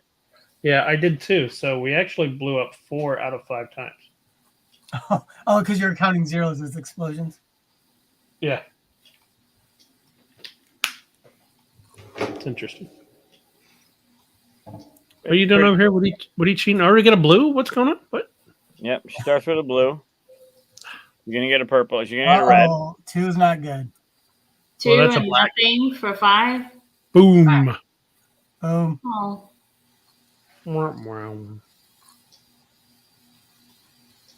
And my process card is going to be score 1 of my white one again, or increase or decrease the revealed chemical value by 1. Okay. All right. Which one are you going to take? Well, that's for next turn. You have to pick which side you got. Oh. Go with. I think I'm going to decrease or increase it. That's a good one. Yeah. You know, the first time I ever met a Canadian, it was 2 Canadian guys. The first thing I noticed they said differently from me was process, because we say process. Well, no, it's so it's a process if it's like the noun, but when you process things, that's the verb. It's a process. We're still on 5, right? Yes. 8 down 5 is red. Do I take my 3 points and just extend my lead? That's probably the smart. That's probably the smart move. Nope. Got to go for purple. Ooh. And here is the push your luck. Yep. Going for the win. Oh, I'm going to do it this way, just to really Draw it out. Pulling for you. 10 plus 11 black. Oh. That's the same one I got. So I guess I should have. Looks like we need to refresh this. So look at that. We get another try, Mike. I'll do my worst. All right. So you're at 18. I'm at 15 still. So it looks like I go first. Lowest is 10. So this guy is. So I could still technically end it with a win. Is that right? I think so. All right. And you got 2 cards too. Yeah, I don't. This one you got to use before the turn starts, right? All right. So the blue one says choose a compound before mixing chemicals. If you make that compound, gain. So compound has to be the purple, orange, or green, right? I guess technically you could do a double blue or double yellow also if you were bidding. Is that considered a compound? Yeah, because it just means it's that just you're not compounding 2 different things. All right. Orange, yellow. No, I'm just asking. How would you interpret it? A compound is a mix of 2 things. That's how I would interpret it. I would say 2 different things. I think in chemistry, compound is actually 2 different things, right? Well, there you go. Not to talk myself out of an easier thing. All right. Yeah, so I will choose that because probably won't get to use it again. So I'll pick purple just to hammer it home. Because that's ride or die. All right. And then convert to double yellow. Oh, yeah. All right. So here we go. Let's put it. Oh, there we go. Explode immediately. I guess you can't. So. Oh, that's true. You'll just get a wild out of the gate again. Yeah, I thought I was going to do real well with that, but get black twice in a row. That's not to. So 20 plus 1 is 21, and we're at 5. Yeah. So 21 is black. Perfect. Yep. All right. I should pick red just because screw you, game. But no, I will pick blue. I picked yellow last time and blew up, so learning from my mistakes. Are you? 15 plus.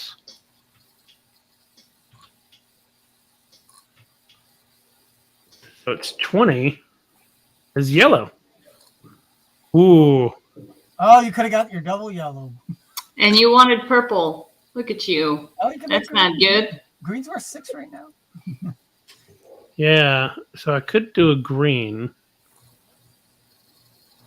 But if you get blue or yellow, you get your double, and then you can do your So Are a we green. ionize. Wait, are we counting double blue as a compound? No, right? No, he has this thing though, ionize, that lets him turn it into something else. Oh, got it. So if I did that, that would give me 8 points if I turned it green. And it'd be 23. That's not even winning, and it wouldn't end the game, right? Nope. So I gotta go.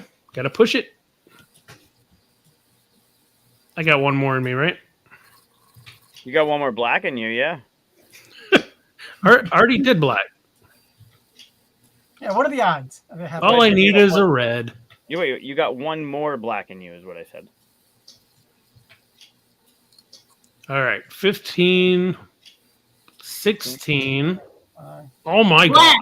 God.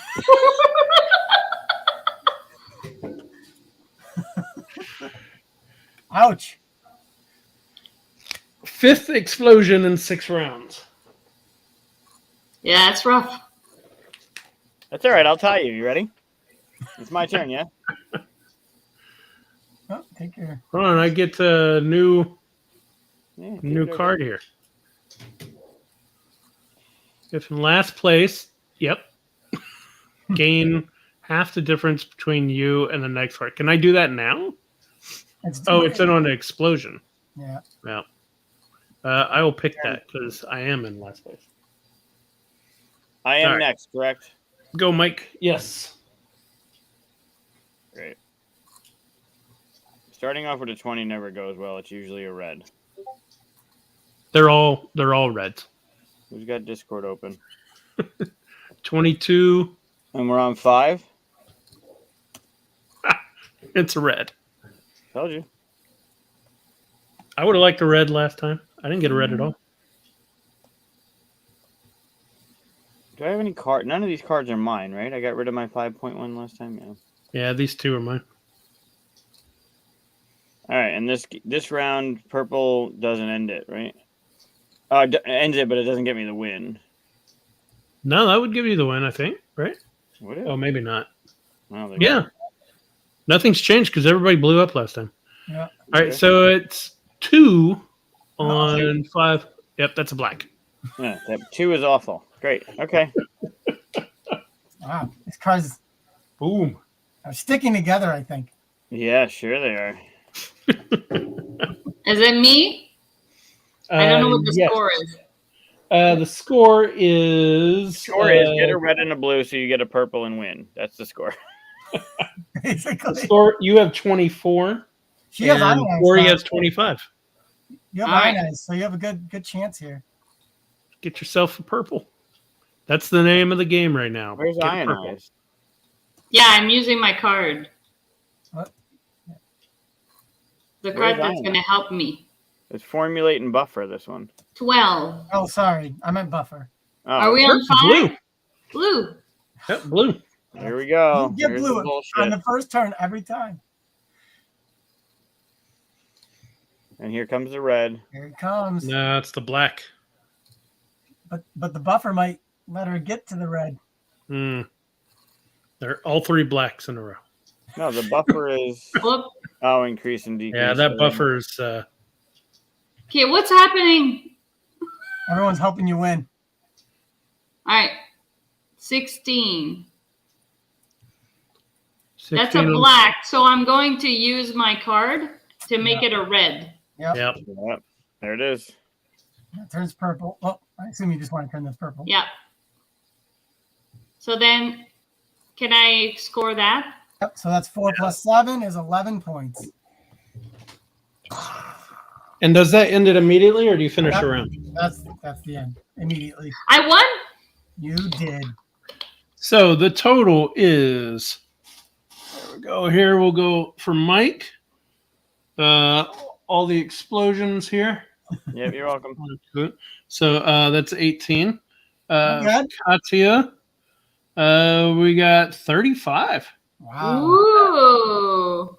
For Corey, you got 25. And for me, I got 15. So I beat Look Chris. at that. You beat me? That's pretty good. A lot of luck pushers here. Yeah. Yeah, seriously, right? I can't believe how much you guys blew up. Yeah. That's a lot of blowing up. Yeah, That was a lot. I had one round of non-blowing up. Same as Mike. But we even one of our rounds where we did blow up, we happened to have that card that got us 5 points. Right. Well, you also probably kept drawing because you had to instead of wanting to. Honestly, most of my blow-ups was just the second card. Was No, black. I meant the one where you had played the card where you had to play. Oh. I don't Yeah, know. I don't think I ever made it to 3 with that one No, either. maybe not. Oh, that's fun. Glad I'm already back in it. All right. Go on. Thanks for playing. The link, by the way, to back it is in the description already, I believe. Should be, hopefully. If it isn't, it will be after we finish. I'll double check. Yeah, it should be there. Also, like and subscribe, please. Here's the gong. You should, every time you hit like and subscribe, you should hit your gong. Every time. I don't have a gong. Is that what it sounds like? Yeah. Yeah, that sounds like a gong. Go back and listen to it. You should do whatever you just did every time you say like and subscribe. It should be that Pavlov's dog thing, right? Every time you hear the gong, people are going to run to Taco Bell and like and subscribe to Full 42. Yeah, I think that's going to work. Huh? I think we're going to get unsubscribed. Something will happen regardless, right? Something will happen. Something will happen. Well, that was fun, Corey. Yeah. Yeah, thanks for Good playing. game. That was a lot of fun. Obviously it's nothing's finalized there. We're still going through the campaign, but yeah, hopefully. Yeah, need some more kind of taste tweak of it. because Katia won, and that can't be Yeah, we gotta fix the cards that she was drawing or something. right. No. That's pretty accurate. Like when you play games with her, it's pretty spot on. Right? I don't know how many we played at the gathering, but I think I won 1 and she won like 18. It was ridiculous. The dice like Katia. They don't hate her. Oh, everything. The meeples, the cards, The meeples, the cards, everything. Yeah. Yeah. All right. Well, sounds like about 3 hours, so that's a good show right there. Got to do everything we wanted to do. Thanks for coming on, Corey.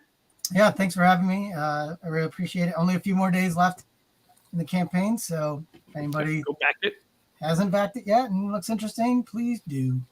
Back it Yeah. twice. And There's there's also a second printing of Fire in the Library. I guess I should have mentioned as part of it. So if you don't already have that, or you can do what I did. I backed it, and you can get just the replacement cards. So because there's like new art and everything, and so you get replacement cards for my copy even. Cool. So yeah, so there's a couple other things going on in that campaign. Neato. Cool. All right. Well, as always, we're gonna be in. We're gonna run over to the Bat Cave in our Discord, which is also in the description link. If you want to come and talk to us and chat a little bit before the night is over, we'll be over there. Everybody gonna be able to run over there real quick, or Yeah. All right. Cool. Thanks everybody for watching. Anything I'm missing? Forgetting about? My box is upside down, but you didn't mention it today. I don't recognize what you got going on back there. It's okay. All right. Thanks everybody for watching. I've really been searching for the end button. That's why I'm drawing it out. I've totally forgotten where it is. There it is. It's top right. You can hit the wrong one. That's fine. I just been hitting the in between banners and comments and private chat, and I'm like, where is it? It's the big red button that says end broadcast, right? Yeah. All right, there it is. All right, everybody. Bye. Thanks, Corey. Thank you.